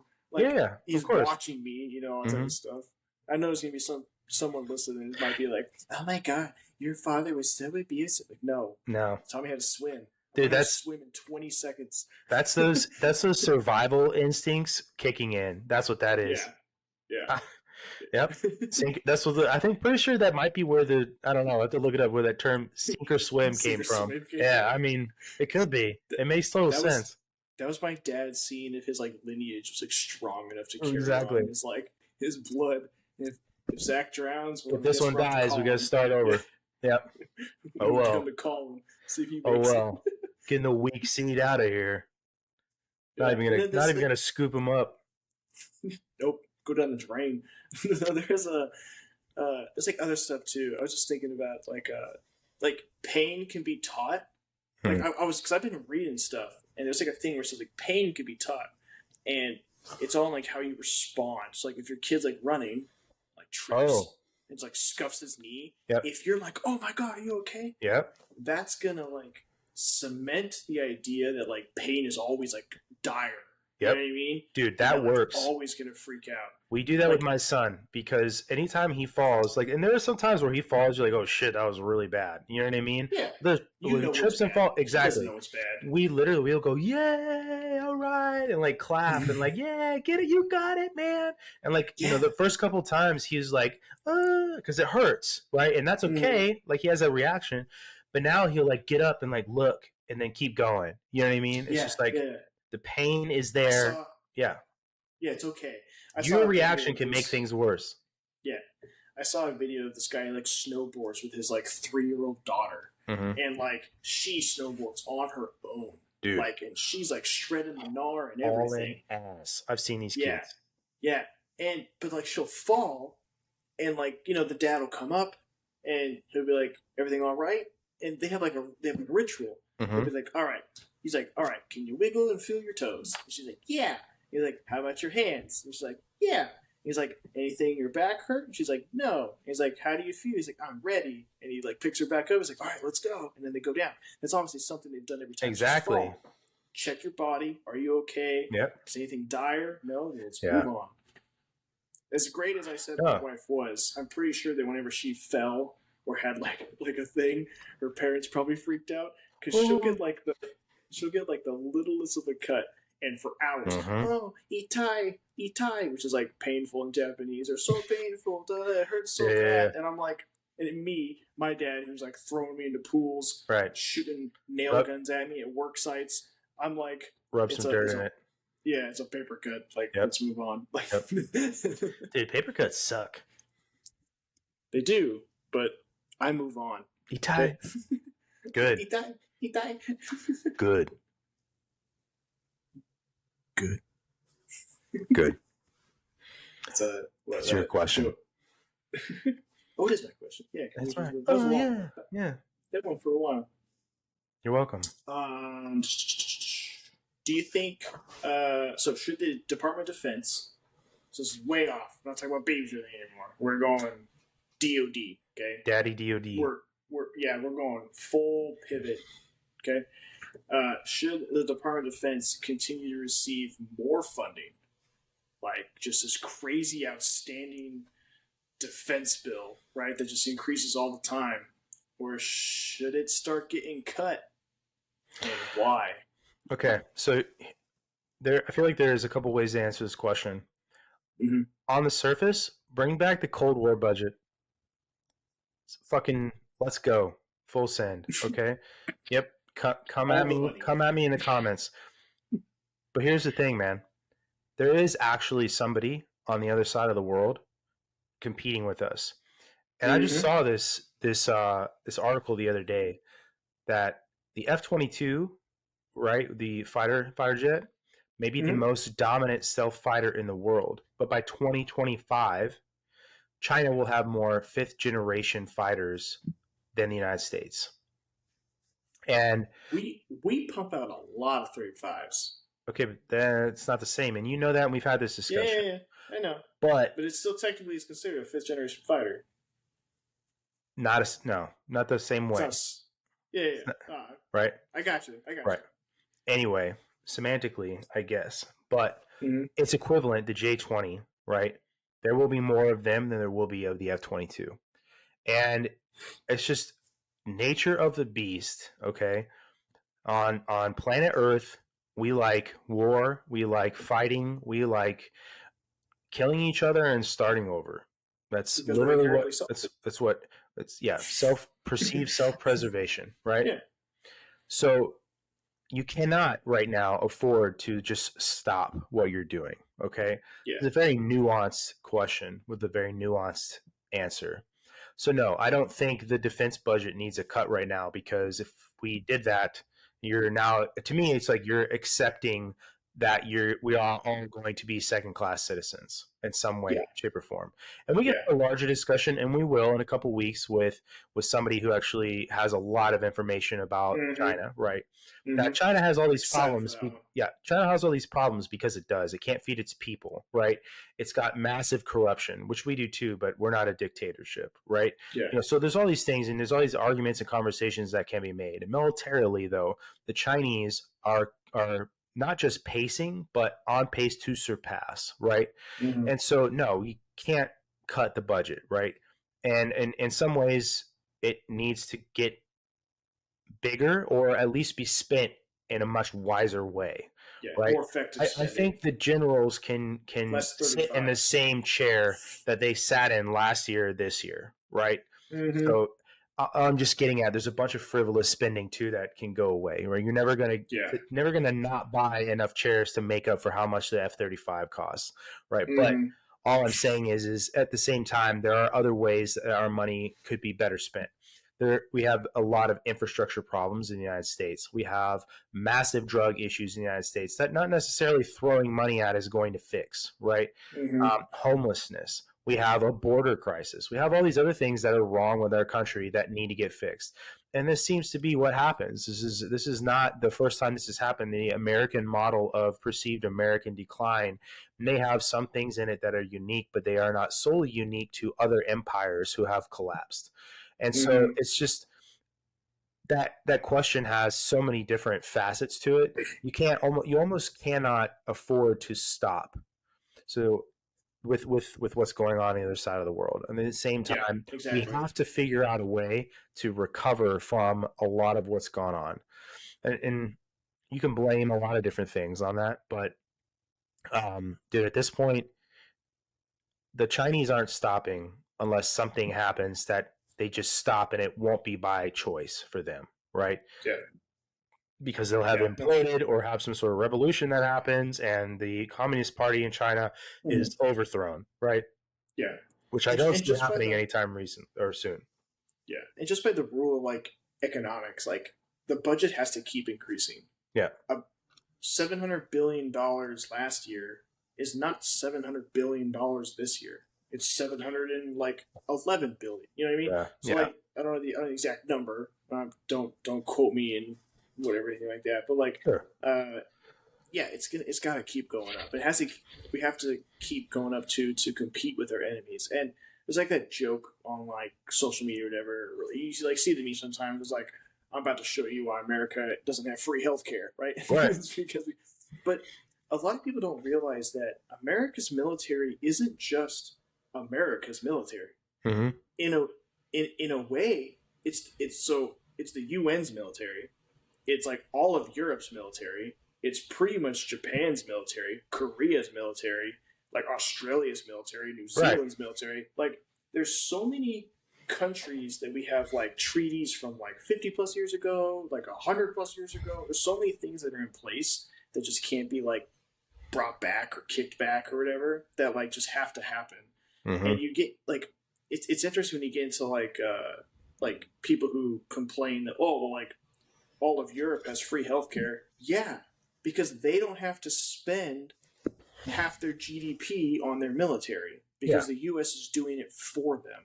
So they have the ability to have all these other social programs because they know that they don't need to invest in their defense or their offense as much as they equivalent to the U.S. or like China or whatever or Russia, because they know if anyone ever comes and knocks on their door, Big Daddy America is going to come in and protect them. So are you saying that when leaders like the French president Emmanuel Macron say that they want to separate from the United States, that Europeans are going to have to stop taking 9 breaks a day when they're at work and actually work more often, Mm-hmm. and to pay for all the free programs they have because more of their money is going to go into a defense budget? Is that what you're saying? Yes, Okay. but Okay.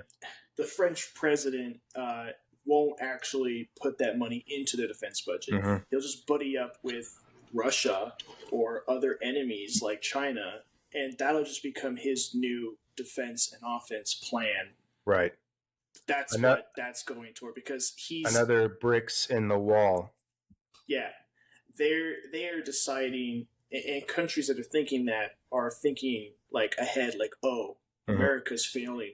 They're falling. They're not going to be the superpower in 20, 50 years. I'm going to go with the ones who might be. But, dude, did you see that video? And I don't know if it's real, right? So maybe I shouldn't say it, but I'm going to say it. I watched a video recently of fields. They have like these steel rods driven into the ground, and they Mm-hmm. have like a plaster rock on top, so that when satellites fly over and they take a heat signature or whatever of like crops growing and looking at what production may be like, it looks like you have all these healthy fields, but you actually don't, because it's all fake. And this was in China, right? And that was the assertion in this video. So I don't know 100% if that's true, right? Yeah, But yeah. I'm just saying, like I did see a video of them faking eggs, and that these fake eggs that go to the supermarket, it's kind of nuts.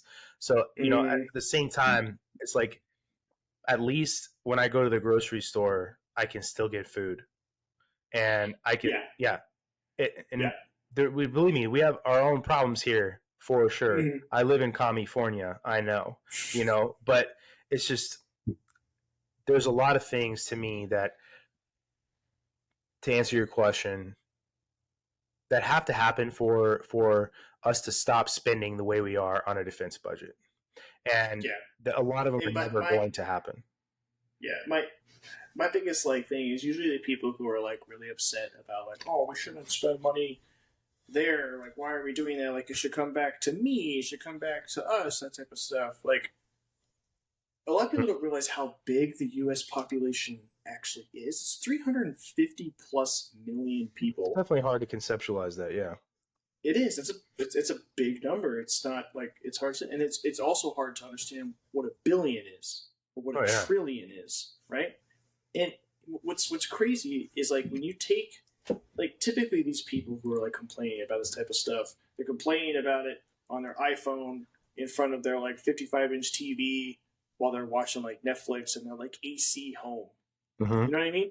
And to me, that's just like, all right, I get it. Like your current world is a certain way, and so to you, yes, it is a burden. Mm-hmm. But like, take a look at exactly where you're at and kind of where you are in life. Mm-hmm. Like, if you're overweight, not starving, Mm-hmm. have a cell phone, and make more than like I think it's like make more than like $25,000 a year, you're like the top 1% of like humans Mm-hmm. on this planet. Right. Like that's insane to me. And Well, it's like, when you get to prices, so if you took the defense budget, $750 billion, and you divided it by every American, mm-hmm. we're all gonna get a sick $2,000. Right. Yeah, that's just stupid. I've heard that argument so many times. You know what I mean? You know what I mean? Like, Right. you want a sick $2,000 to be overrun by China? Like, good job. Well, And you know what is you're going to take that $2,000 and you're going to trade in your old iPhone that's less than a year old. I was going to say You're gonna get TV, your- but yeah.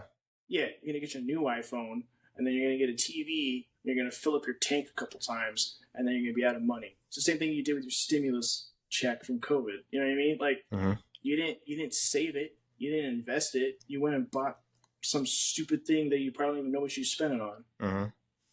So, when you talked about conceptualizing 350 million people, it made me think of this figure, right?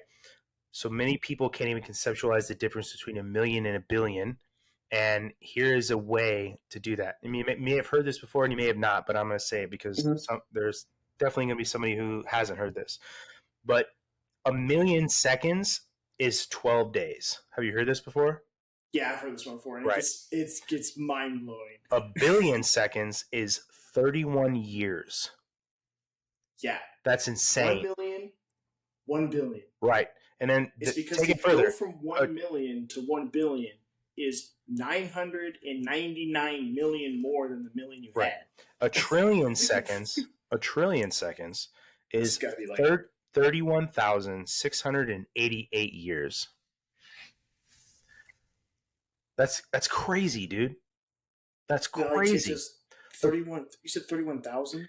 31,688 years. A million seconds is 12 days. A billion seconds is 31 years. A trillion seconds is 31,688 years. And this is from diffin.com. Million versus billion difference and comparison. Anybody wants to go 31,000. look. Did we even know what fire was? 31,000 years ago?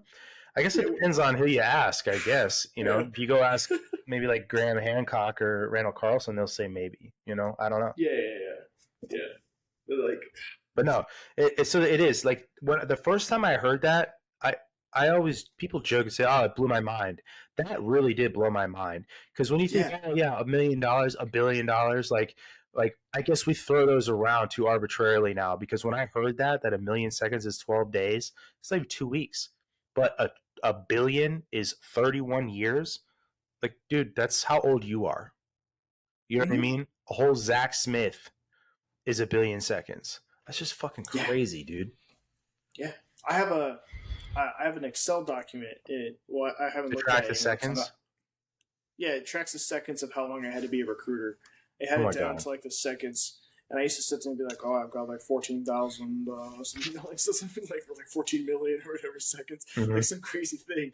And yeah, I haven't looked at it in a while because I'm not a recruiter anymore. But Yeah. thank God. But yeah, it used to have it was like days. It was like days. No, it was years, months, days, or months, weeks, Mm-hmm. days, hours, minutes, seconds. That's how I had it broken down in my Excel sheet. I had a Right. pie chart that would tell me the percentage. Well, since we're talking about population, right? Yeah. Do you think there is a global cabal manipulating world governments to manually reduce their national populations? You mean like kind of what we talked about in Georgia Guidestones, or Yeah, yeah, yeah. Do you think that actually exists? that is a tough question to answer. So And I answer think it it's like really quickly, like answer it yes or no, and then give your nuances. no. Okay.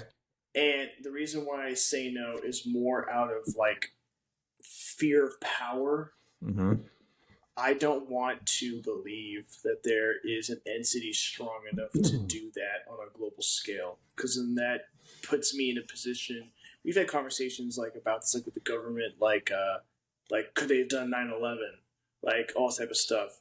If it's the same kind of ideal that if the government did 9/11 and they still haven't been caught, and it's still like not like well known or there's not enough evidence, then the government can do anything.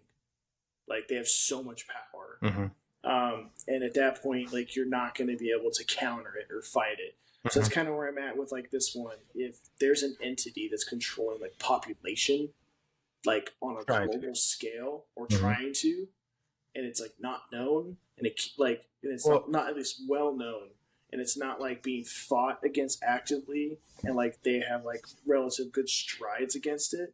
I mean, don't people in authority positions in like the WEF and other national governments, don't they talk about needing to reduce populations all the time anyway, though? They do, yes, but So yeah, if there's a concerted effort on the behalf of world leaders to say that and talk about that agenda, wouldn't you think that concerted effort has a uh, a point where those lines meet, where that's coming from? yeah, no, and I agree with you, and that's why I was saying it was kind of a hard question. I just jumped with no because I don't want to believe it. Mm.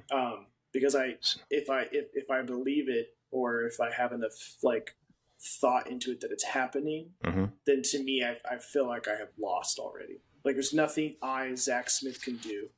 I think that there is nothing that Zach Smith can do, right? I think Yeah. that individually there is nothing that you can do. It would take a serious eye opening for everybody. Hmm. My answer is yes. I do think that. I mean, Yeah. just So look at because look like at these psychopaths like Klaus Schwab, man. Like, you see that video of yeah, him wearing those robes with those creepy ass logo on it and stuff, and like the crap he talks about, like, and the whole "you will own nothing and you will be happy" concept. Like, the high elite are so taken away from like the normal humans like lives mm-hmm. that yeah, they just have these crazy insane ideas and they push these crazy like But have you seen the video the of like people Hillary that Clinton when lead, she walks? Yeah, yeah. But have you seen the video of like Hillary Clinton when she walks into like a average like middle income like apartment? mm-hmm. I think I know what you're talking She's about. like she's like she doesn't believe people live that way. Right. Yeah. Because she's so blown away. She's been so used to living such a high lifestyle where Yeah. I don't even think she even like cares what money is. You know what I mean? Like her Like she let them wants eat it, she cake gets moment. it. Yeah, but Well, that's some Carl Schwab people. They're just like, and but that's a group, and that's why I didn't want to say yes or no, because my no is just me wanting to have faith, I guess, that it isn't happening, or it hasn't happened enough to where like it's like, oh crap, I'm now failing, or like I'm losing, right? Or we as a society are losing. well, But there is a part of me that says yes, okay. it is being attempted. You know what I mean? Yeah. So to your answer, I'll say this. I do think so. Of course, part of me wants, there's a part of me that wants to believe that that would never happen. It's like the whole quote is like, just when you thought the government wouldn't do that, oh yes, they would. And Mm-hmm. when a certain thing happened in 2020, there's a lot of the same rhetoric that got pushed by a lot of the same world leaders about reset and all this stuff. Okay. And that Mm-hmm. all comes from somewhere. Okay. And these guys, they all attend the same meetings, right? They all Mm-hmm. discuss the same topics, right? And we could get super like, and I hate using this phrase because and I've explained it before, right? Conspiracy theory, right? But Mm-hmm. I think that there is, and I say that because this is a concerted effort and it's very obvious. They all say the same things. They all talk about the same things. They all attend the same meetings. All of the things that go on today, you know, making something out to be something that it isn't, and trying to hide, like we were just talking about earlier in this conversation about that movie, right? If Mm-hmm. that's true, that there's some effort to limit the number of people that see it by saying that the theater is packed, so there's only a few seats available, and then you go, it's practically empty, right? That's Mm-hmm. happening on, if you're looking at it like organizationally, that's happening at like a management level. You know what I mean? Mm-hmm. There's enough people. Just like that video recently of those two ATF agents. They go to some guy's house and they're trying to issue him this like paperwork and asking him if he has this specific thing related to firearms. I don't remember what it Yeah, was. yeah. And he's trying to tell them, they're like, oh man, yeah, no, we get it. We're just doing our job. And he's like, exactly. He's like, you are just doing your job, and your job is based on a lie. Your job is BS. And Mm-hmm. you're the people that are doing this, right? You're the people that are saying, oh, it's just my job. You're the people that are the ones carrying out this stuff that's unconstitutional, right? So there are all these people. There's the management level, there's like the operational Yeah. level, right? So there is somebody. It's like the Manhattan Project. Right. Well, yeah, sure. There's a lot of people that work to push this, right? Even if they don't believe in it. And Yeah. but to me, yes, I think the answer is yes. That there is a group of people that are trying to do that. Yeah. No, There's a and lot of signs. that's yeah, and that's I agree with all that, and that's why mine was kind of, but that's why mine was kind of hard to say yes or no. Was Mm-hmm. the if it is happening, then it's like we're really really fucked. We're Is we're I mean, we're in a fucked position right now, mhm. and there needs to be like a hard shift It's like for it to be stopped. the whole frog in a pot of boiling water thing.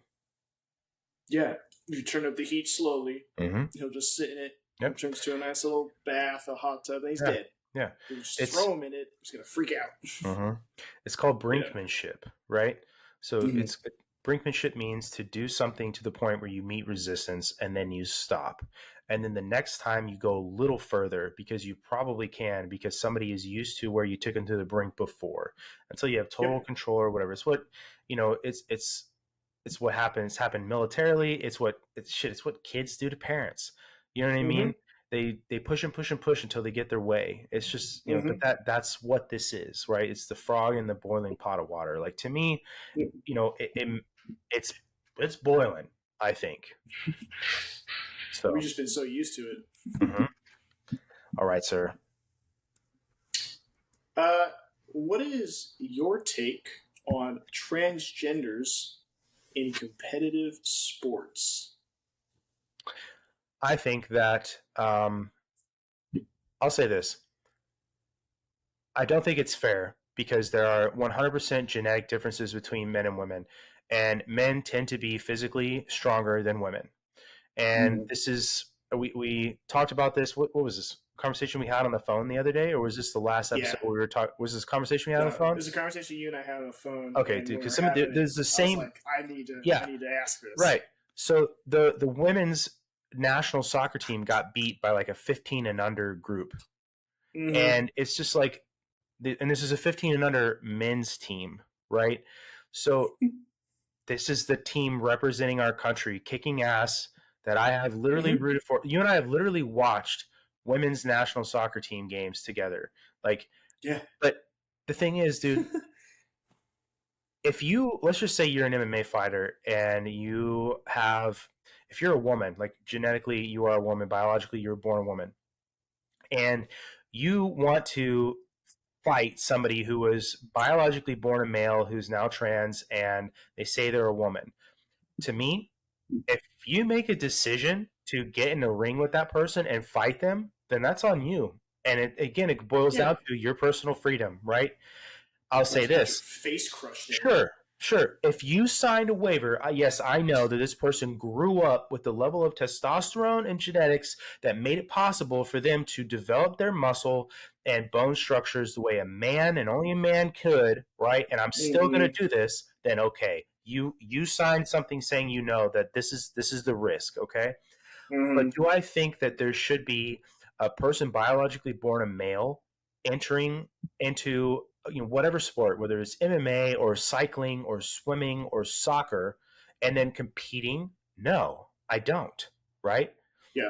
It's just you will never see. This is like the video of that chick that's trying out for an NFL team as a kicker. Have you seen that video? Mm-mm. It's wild. Like I think Is her she the kick. one who like can't kick it or I something? think it goes like 7 yards, right? And it's just yeah, it's funny, but it's just the truth, you know. And dude, I'm gonna Mm-hmm. tell you this right now. Like, I bet that one of these whoever, like Megan Rapinoe, right, could get out there and kick that ball like way better than I fucking could. That's for sure. You know Oh what I yeah. mean? Like, and Yeah. if I got on the field with them, they're gonna kick my ass. You know what I'm saying? Correct. So it's not saying that all Sure. women are inferior to men at all in any way, Yeah. shape, or form. Just like I would never get in a ring. Like if someone was like, "Hey, man, you're gonna get in a ring with Ronda Rousey," I'm not doing it. I'm gonna get Nope. absolutely taken apart. You know what I'm saying? Yeah. But I'm Yeah. also not gonna get in a ring with Masvidal either. Okay, it's Mm-hmm. definitely not. If I had to pick between them, I guess I'm getting in the ring with Ronda, right? Just saying. You know what I mean? Like, Yeah. but if there's unless those two sign an agreement just to keep it with that to fight each other, that should never happen. And somebody should not be forced to compete in a way where they're competing against people that have a genetic or biological advantage over them. Yeah, Yeah. so the whole Leah Thomas thing or whatever, and there was a couple of years ago, maybe it's a little more than a couple now, maybe it's like several. There was a biological boy. He was competing in the women's high school age wrestling, and he was like the women's Texas women's state champion in wrestling for years. And of course, it upset a lot of people, and especially parents and the girls that were competing, and the parents of the girls that were competing, Mm-hmm. because it's not fair. Like this boy got in the ring and or the on the mat and was wrestling around with girls, and of course he won. You know, that's just to There are me, dude. now there are now records shattered, like Mm-hmm. not like barely beaten, like Mm-hmm. shattered Mm-hmm. by men who transitions to be women. Yeah. Who now women will never beat that record. Yeah. Like, No, that's or if crap. they do, It's it's so going to be unfair. like, or if they do, it's going to be like completely like like a superhuman woman, Well, or like it's I'll say insane. this, man. I'll put it like this frustrates the hell out of my wife too, because it is Mm-hmm. a total dismantling of what women are, right? And you're saying Yes. that anybody can be these things and they cannot. And it Mm-hmm. is, it is, it is totally an attack on what makes women women and what's unique about women, right? And Mm-hmm. there are things that women, I feel like, on average, do better than men, just like there are things that men on average do better than women. But it's Mm-hmm. not the same across the board. It's there Mm-hmm. are outliers in these situations. But the thing is, man, is women have qualities about them that they should be proud of. So when you sit there Yeah. and say that, oh well, anybody can be a woman or whatever. There's or talking about we're kind of talking about feminism now too, right? Yeah, Like yeah, it's just it's totally dismantling what women are. What country was it recently? Wasn't it Sweden? They're like national like Miss Sweden or whatever. The one that just won is a man. yeah. There was a That's, there was like a there I was like mean, a junior girl pageant in the United States mhm, where like the it was a beauty pageant, right? So mhm, it's supposed to be like beauty, and obviously beauty's in the eye of the beholder, whatever. But these things obviously have like very like certain criterias to them, mhm, and it was like it was a dude transitioning into a woman, mhm. and like you look at him, like I don't know of a single straight male, whether transgender or not, that would find this woman more attractive than any of the other women on the stage. Like, Right, how did they win? That right. doesn't make any It's sense Miss to me. Netherlands. Miss Netherlands. I'm gonna say something a little controversial here. Okay, I think not all. Okay, I'm not gonna say it's gonna be all because it can't be 100%. But I'm gonna say a large majority of the men who transition to be women and then compete in like official sports, like competitive sports, are just weak ass men who couldn't who weren't good enough to do it as a man and are taking the easy route to be a winner because they suck. I mean, yeah, I, I That agree with you. that's my personal take there. They're Hmm. just taking advantage of the situation because some of them don't even fully transition. Like some of them are like, Well, yeah, I'm a woman now, and then go and bench like some crazy ass weight, and then like the next week, well, I'm a dude again. Like, cool, you won the record, good job. Well, it's like the Like, girls. The girls on that swim team with Leah Thomas. They got told they had to share a locker room with him. mm-hmm, Like that's fucked. Like I'd yeah. be pissed, dude. Like if I was one of those women on that team, or like my daughter got told that, like, dude, I there'd be a problem. It's just Well, that. think of the wrestling thing you brought up. Mhm. You have a wrestling is like very grappling intensive, Yeah, and like you're yeah, getting real close with these like your opponent yeah, and like touching all over their body, and you're hmm telling me a dude was just wrestling all yeah, these dude. And I'm women? sure that had to be. I'm Like, sure there were plenty of parents who are like, "I'm sorry, honey, like this is we'll go find you a private wrestling team if we can afford it or yeah, whatever." Like. yeah, yeah. I'm not having But this at the dude same time, croak like, you for like 20 minutes on the right mat. there as a parent, it's like a hard decision you got to make. Like, do I take away something that's a dream for my child because of this situation that's going on, or Yeah. or I think the best thing you can do as a parent, I guess, if that's what your child wants to do, is make sure that the decision they're making is as informed as it possibly can. I mean, I'm not gonna, you Yeah. know, I don't know what I do, but part of me feels like I just be like, no, I'm sorry. Like I will do what I can to find you another way to wrestle or whatever. But I mean, that's like Mm. really hard. That's so, how do you tell your 16, 17-year old, sorry, this thing you've been working toward your entire life, I'm not going to let you see to fruition because of this. And Yeah. that's bullshit. Yeah. And then you hear the arguments too. It's like, well, they're just a kid. It's not like they're Yeah, no. whatever. I remember It's what like I that's was like still at their 17. it's still their entire life Yeah. up to that point. Yeah. Like, I cared a lot about things when I was 17. I'm not just a kid. Like there were things I wanted. There were things that, you took yes. something away from me that it would be really devastating. You know what I mean? Like Yep. Mhm. yeah. No, man. It's just that's, and here's the thing, dude. Like all those women, like the Miss Netherlands competition that just happened, and a trans guy won. And it's like, okay, well, I guess all those women agreed to participate in that competition.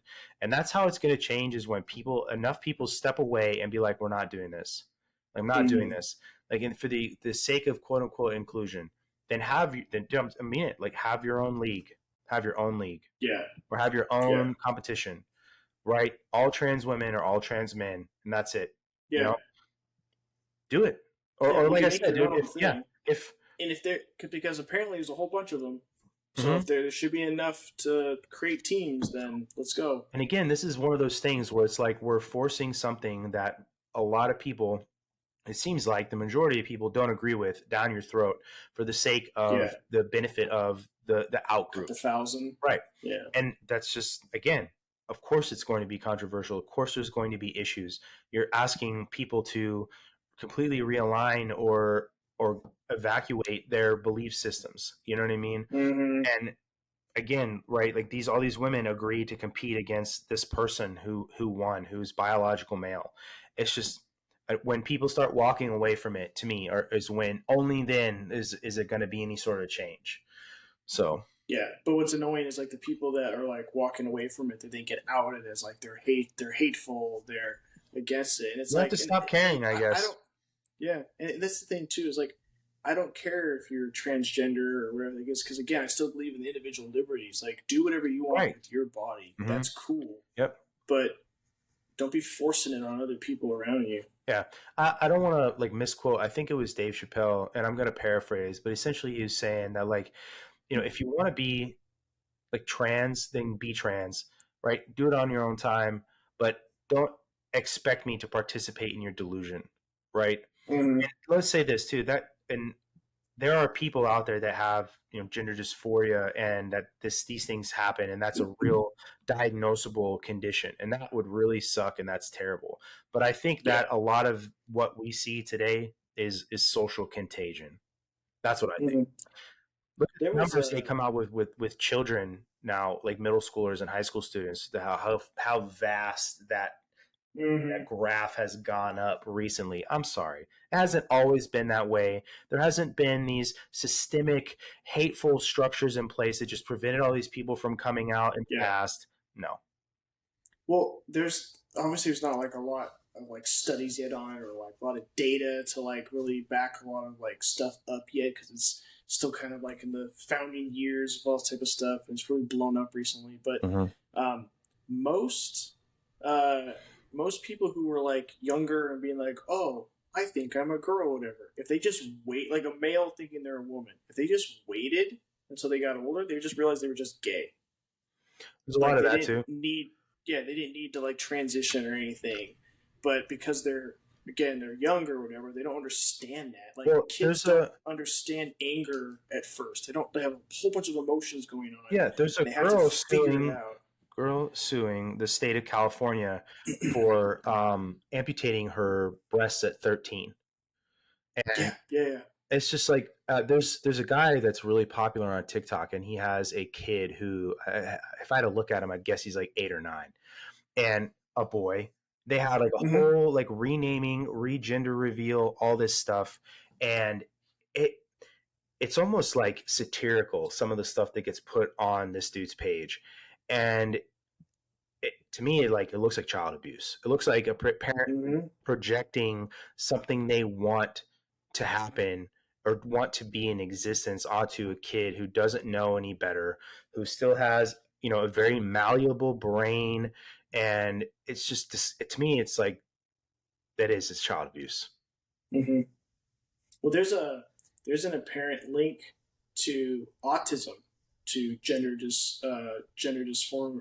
I can't remember the word. Or Dysphoria yeah, is there? dysphoria and other stuff like that. There's a potential link, and the link is that like usually autistic people, if you tell them enough, or you just like say it enough, that they'll just think it's what it is. Mm-hmm. So they'll believe it with you. This And is literally so from autismspeaks.org. Other studies have yeah, found people with autism likewise have a higher rate of gender dysphoria or gender variance. They are also often dealing with other commonly co occurring mental and physical health issues. yep, Autismspeaks.org. yep. I mean, So but if you start saying that like nationwide or on the media or any type of stuff, like that's going to be really bad, and you're ousting them, all types of stuff. Like well, no, like if here, they're autistic, they should get the help for being autistic. Like you here, should at least look into it. here's the crazy thing, too, man, is all this stuff that we're trying to like make unique issues to certain communities. If stuff happens to them or somebody, let's just say, right, somebody hates you because you're trans and they attack you, and that's their entire impetus for doing you harm. Assaulting somebody is illegal, right? It wouldn't matter if I punched you in the face and I got arrested for it. It's still assault, no matter what my Mm-hmm. motivation is. So Mm-hmm. there are laws in place already to protect you, and you're not going to convince me that someone's going to get away with hurting you because you're trans. or gay or Mm-hmm. whatever, Mm-hmm. majorly. Do I think that Mm-hmm. there are places and people in this country that would let that happen because somebody is whatever, right? There's a Yes. race because of their gender identity or whatever. Yeah, I'm sure there Yeah. are people there that But exist in but the. those are the people. Those are the people who were, even if you're pushing, you're like, hey, respect us. They're still not going to do it. Mm-mm. Like, those are the people who are unchangeable already, regardless. Right. The majority of people are just going to look at it objectively and say, cool, you assaulted this person. This was your motivation. Whatever, right? Crime has motive. Mm-hmm. You're going to jail or you're paying this fine or whatever. These laws exist. They already exist Mm-hmm. to protect you because you're a human being Mm-hmm. and you live in this country. Simple as Mm-hmm. that. Anyway, soapbox. I think it's Great answers, I though. think it's my It's your, question. yeah, you're up. I'm trying to think. I got two left, man. So I'm trying to think. Just give me the one that you Hmm. want more, Well, because we're going both. we're going both. Okay. Oh yeah. Let's see. What person or situation in history gives you motivation, inspiration, or is on the level of being hero or heroic moment in time that you think about that kind of gives you that oomph, if there is one? Who's the person that gives me like motivation Or maybe like or it could whatever? be an event, right? Something that happened. Mine's mine's my dad, honestly. Um, so my father started his own like custom home building company Mm-hmm. in like 2006, right? And it was going well. We were living well, eating good. You know, I asked my dad for whatever I wanted. I'd get it, like all this type of stuff, right? Within reason, of course. He usually made me work for whatever I had. I wanted to just get whatever I wanted. Mm-hmm. And then 2008 hit. Stock market crash, Mm-hmm. housing market crash. My dad lost his whole business, had to file bankruptcy, uh, shot all the way back down to like the bottom. We went real quick from eating relatively good to like just top ramen, right? Um, Living off dollar menu on McDonald's. Like it really hit us hard. But my dad never asked for a handout, never got a handout, other than obviously filing for bankruptcy. Some people will say that's a handout. It's wiping your debt. It like resets everything, all type of stuff. But Destroys your credit. he does. He had to do that though. Like he exhausted every option he could before doing that. He had people on like payroll for his company that he was paying out of his like retirement, Mm-hmm. out of his like for like all that type of stuff. He was exhausting every option before having to do that, right? And even after he did that, he still exhausted every option before ever taking anything else or any other assistance. And so, for like having someone or something to like look at and be like, that's heroic or that was noble or whatever, it's my dad taking care of me and five other kids or four other kids, and uh, while still paying child support because my parents were divorced, and he's paying double child support because that's just the kind of guy he was and is, and then working at like a he had like sell he had to sell his, or I think we lost the house. He had like sell a bunch of stuff. Then he moved to like Oregon to like reset, right? And he was working at like a I don't remember the place. It was like a hardware store. Mm-hmm. He was like a cashier at a hardware store. My dad at like 40 something's a cashier at a hardware store. But like he grinded and worked his way back up, and now he's back on cloud nine, right? He works for a really successful company. He's like a project lead. Him and his wife Andrea, who is an amazing woman, who like I consider like the mom, right? Um, they just built like a dream house up on like a hill overlooking a valley. Like he's the testament of literally raising himself by his bootstraps, having the whole everything fall on him, but never giving up. And what was crazy about it is even so, I graduated 2011. So there's like 3-ish years there of like my last 3 years of high school. And during the whole time, yeah, we had like eat top ramen and a bunch of other stuff. But school wise, I was in ROTC. That cost him a ton of money. Hey. Supplies, stuff like things like that, none of that changed Mm-hmm. on my end. But I bet my dad sacrificed a lot of his wants Dude, for my wants, for that all my other siblings' wants. that's definitely the sign of like you're a great parent, right? That Yeah, despite the struggle, you didn't notice a drop off as a kid, you know? And because yeah, my dad wasn't in the Air Force when I was born, but he went in. mhm. I think it was like three and a half. But anyway, pretty much the entirety of the first part of his career, he had second jobs or third jobs. I think I've said before on this podcast that my dad and I had a paper route, right?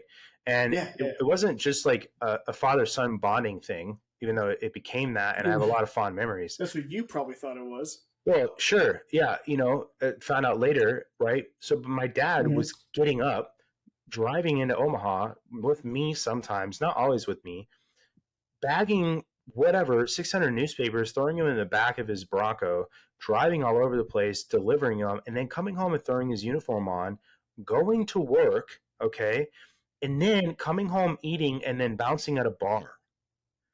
Like when he first joined, my dad worked at McDonald's and in the Air Force because there was McDonald's near our apartment complex, so he could walk, Mm-hmm. right? So it's just like, again, right?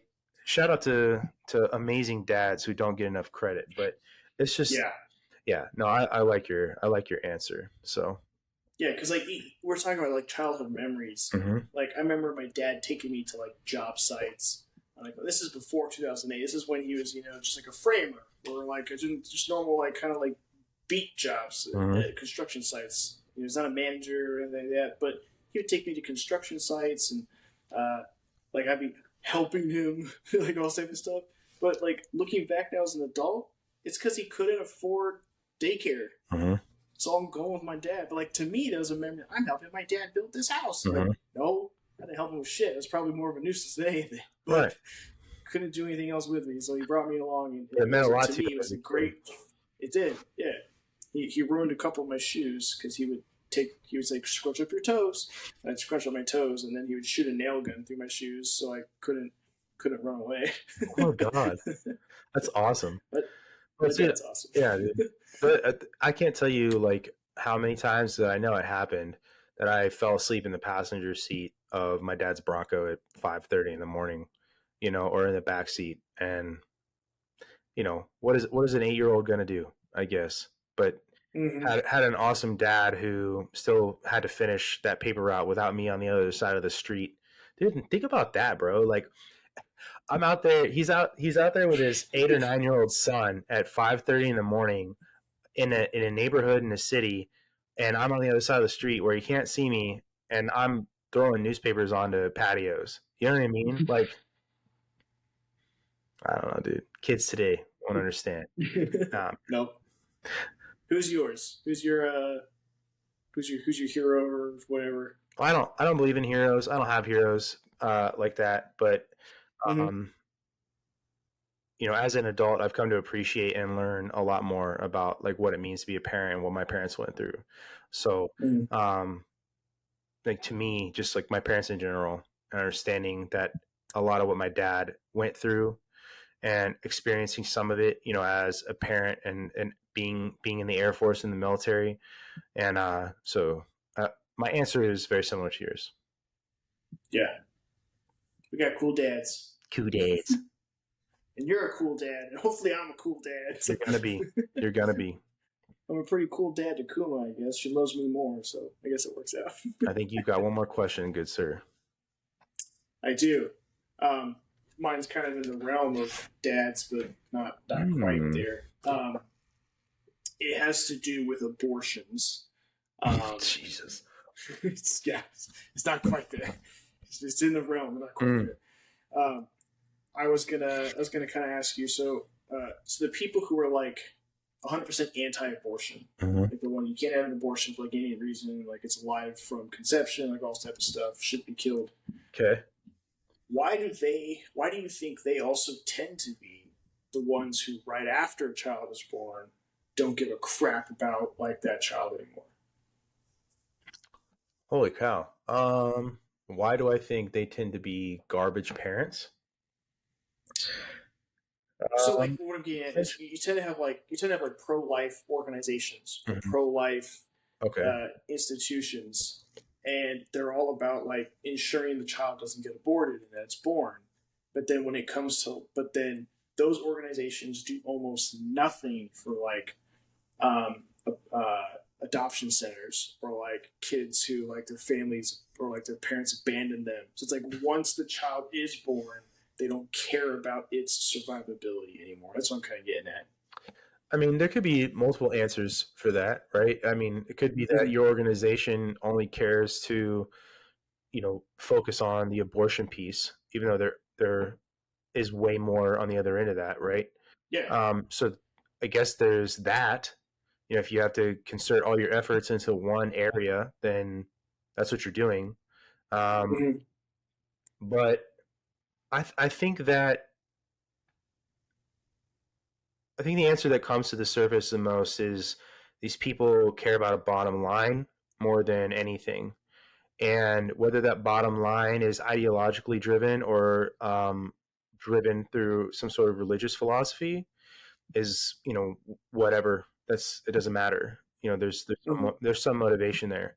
I think that's what they care about most.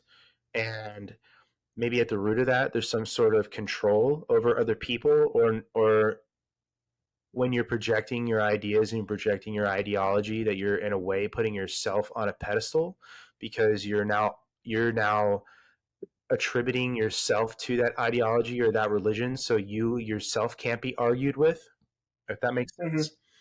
Yeah. And Yeah. so uh, that's the answer that comes to the surface to me the most, is that is what it is, that it's projection and caring only about bottom line.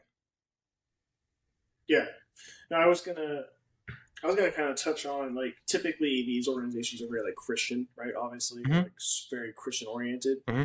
and I can't think of any other organization that like just Christians as a whole, not just an individual organization, but Christians as a whole who are more like I guess giving, right? They give so much of like their time, their money, like a whole bunch of stuff. And whether you think religion is good or not, or like if you think certain religions are just like taking money or whatever, they still give a lot. And kind of what I'm getting at here is yes, they're pushing for like that child to be born, Mm-hmm. not being aborted, for that life to come to fruition, all this type of stuff.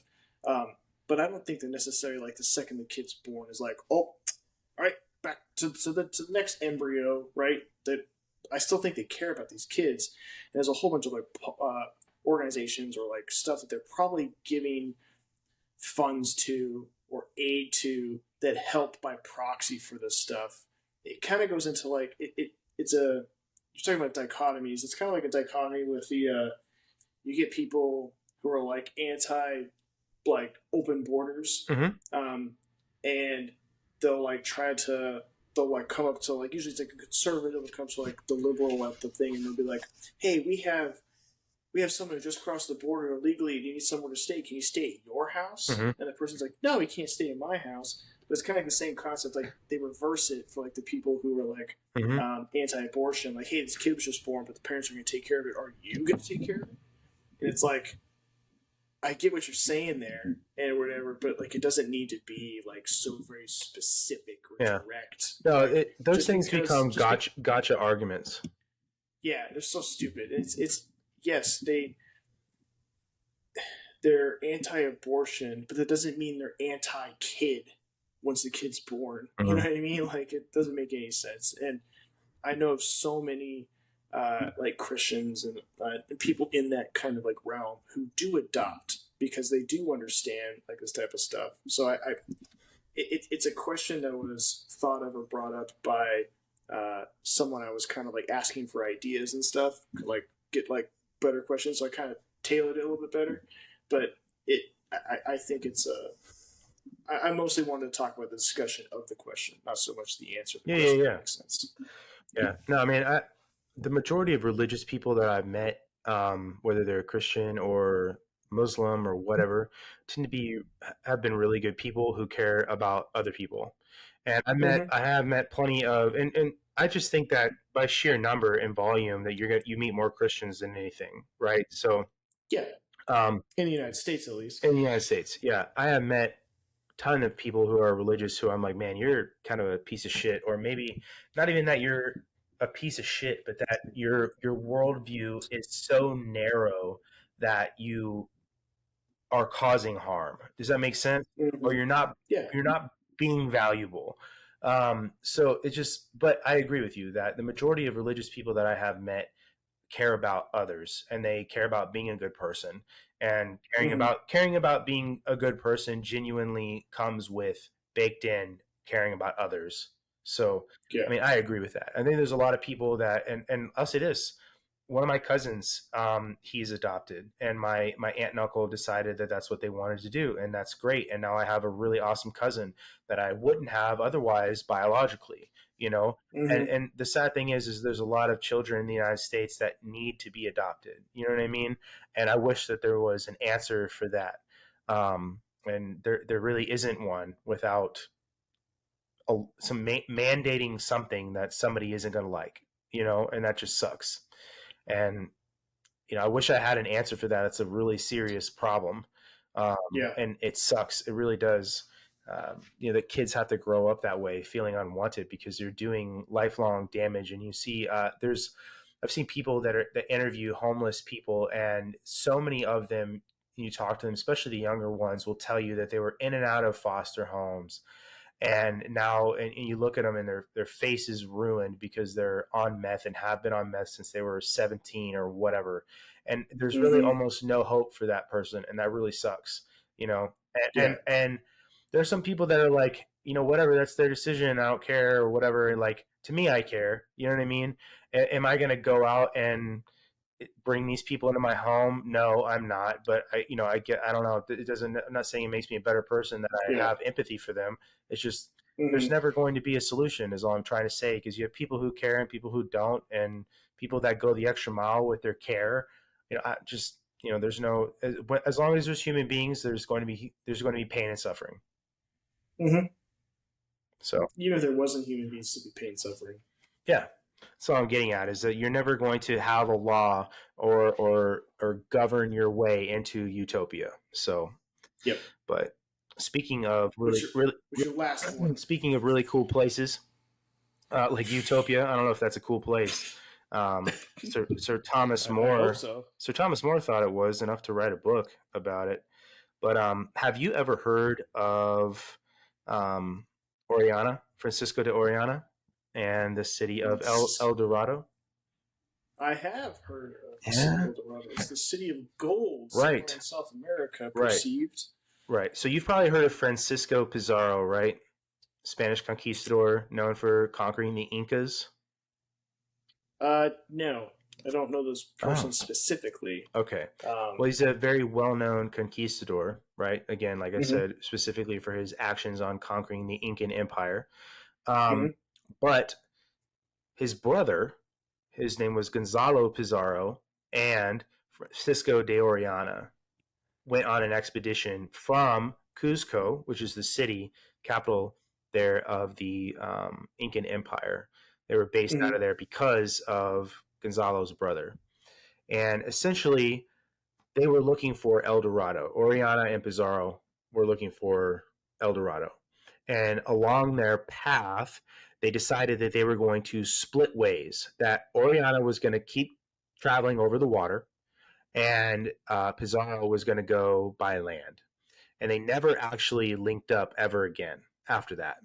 mm-hmm, And Pizarro, Gonzalo Pizarro, kind of basically said that Oriana went like AWOL, essentially. But Oriana is also attributed with, like, quote unquote, discovering the Amazon River, because he made it all the way through the Amazon and came out in the Atlantic, right? And that's where the name Amazon comes from, because so Oriana described all of these cultures along the Amazon River, these massive cities and large groups of people, even a warrior tribe of women, which that's what the Mm-hmm. term Amazon comes from the pretty sure the Greek myth. And Mm-hmm. Oriana told these tales, actually went back to Spain and told these tales of these cultures, these massive cities on the Amazon River. And so he on his way back ended up unfortunately dying on the expedition on his way back with other people that were going to explore, and those expeditions fell apart because he died. But they did not Yeah. find right all these cities that Oriana talked about, right? So my question to you is, with a lot of the discoveries that knowing potentially about a lot of the discoveries that have happened using lidar in the Amazon jungle and finding a lot of these old ruins and stuff like that that the jungle essentially has overtaken, Oriana was Mm-hmm. blamed, or was accused of essentially lying to garner people to go on this expedition just looking for El Dorado, right?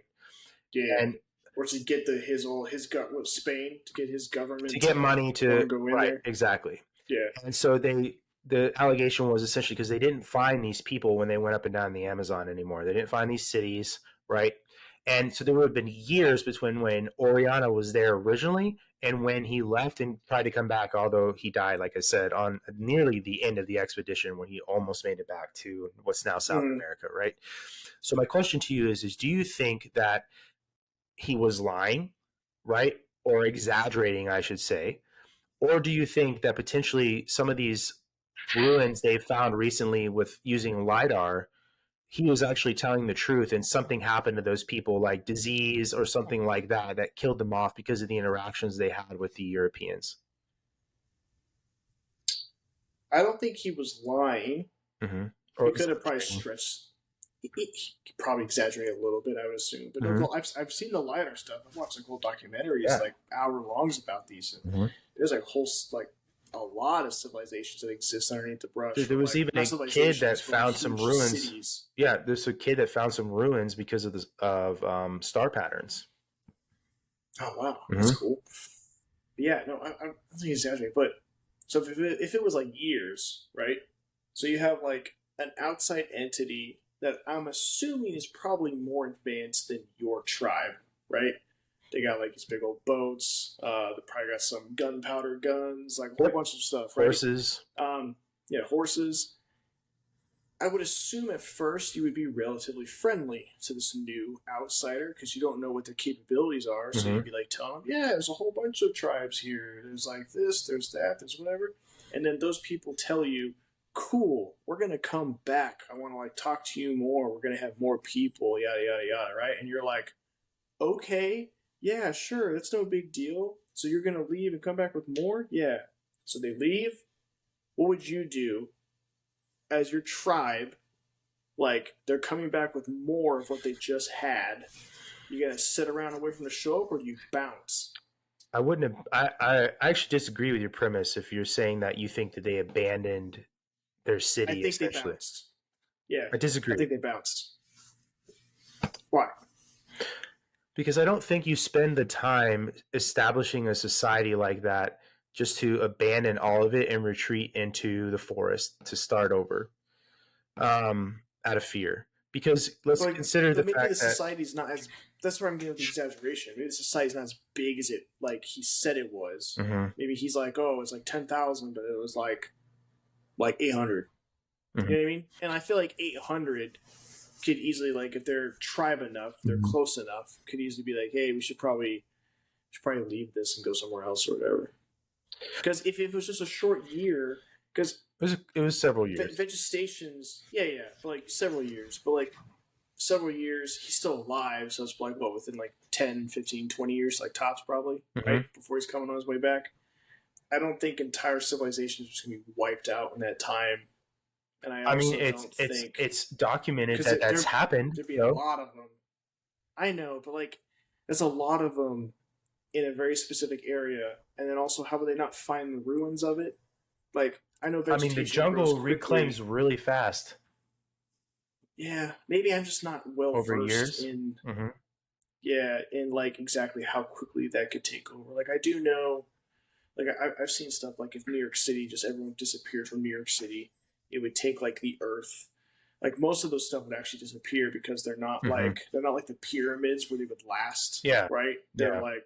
They're more synthetic than Hmm. like what the pyramids are, so Hmm. like they would all like disappear pretty quickly. Yeah. It was, but it's not like 10, 15 years. It's like hundreds, Right. upwards of like just shy of like 1,000. But New York City, theoretically, in like roughly like 1,000 years or less, if all people just disappeared and then like you showed up later, you wouldn't know a giant city was there. Mm. Like it would just be grass and trees and animals. You'd have no idea unless you started like actively digging or whatever. Um, yeah, I guess I just don't have the well versed knowledge to understand how quickly jungle would take over, Yeah. or Well, this maybe is like how many or how large the civilizations were that he said were there. this is something that is like Indiana Jones type of thing, right? Like he's even Oriana's even like referenced in those movies, but Mm-hmm. um conversations that are had, like was he being, you know, exaggerating? Was he lying? Right? Because again, it's this argument of are is lore and oral tradition that early cultures pass along, is it just stories or did something like that happen, right? Mm-hmm. And it's been now attributed to just story, you know, and But who's to or say? and I no was, I and was gonna say, who's to say that yeah, he probably talked to certain like groups and people, or he Mhm. wouldn't just come up with this idea randomly. But who's to say he didn't talk to like one group or two groups, and those groups told him there's like way more, but there isn't.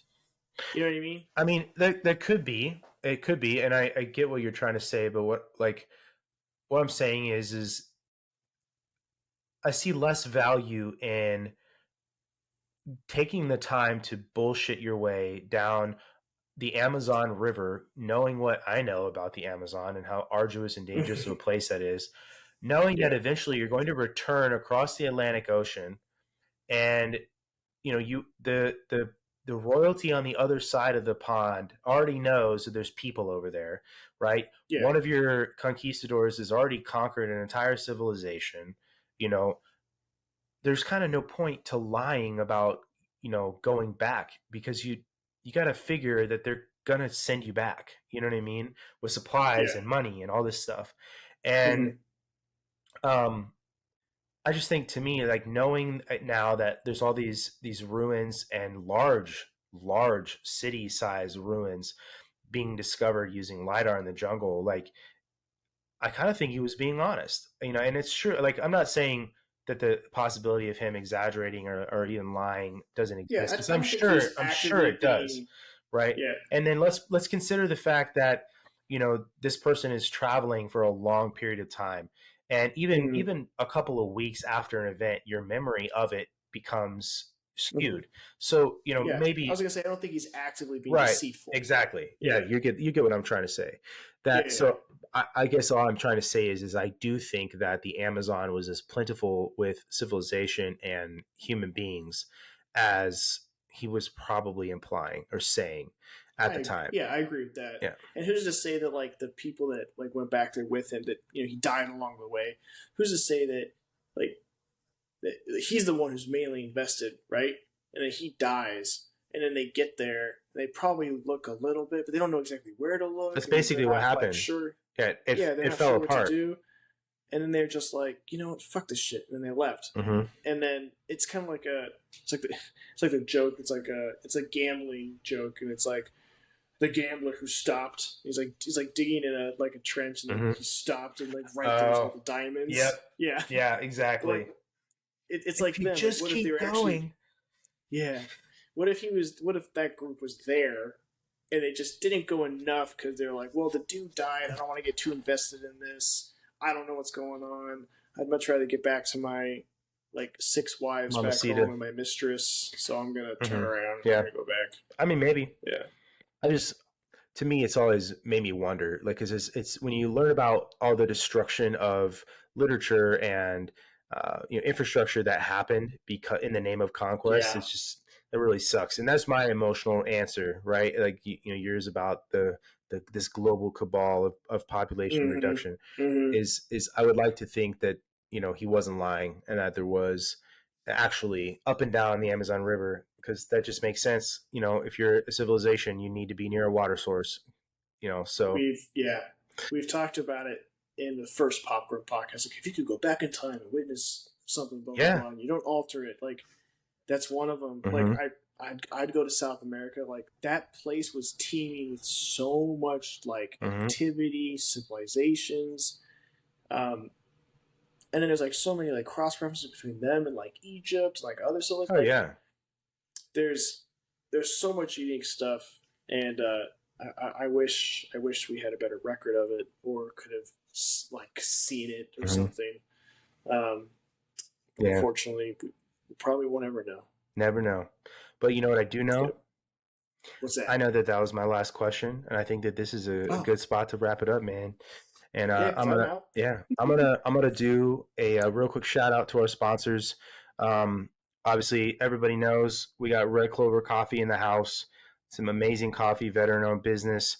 Please go check them out. When you check out our sponsors, you purchase something from them. You don't just help us; you help them, and it's supposed to be a mutual thing, right? So we got Mm-hmm. that Mm-hmm. discount code for you. If you go over to redclovercoffee.com, or you can find them on our Instagram through our highlights. It says promos. You can find them and our other sponsor. Use code Came With Fire for 10% off your purchase. I had some Red Clover coffee this morning and this afternoon, actually. And yeah, doubled it up.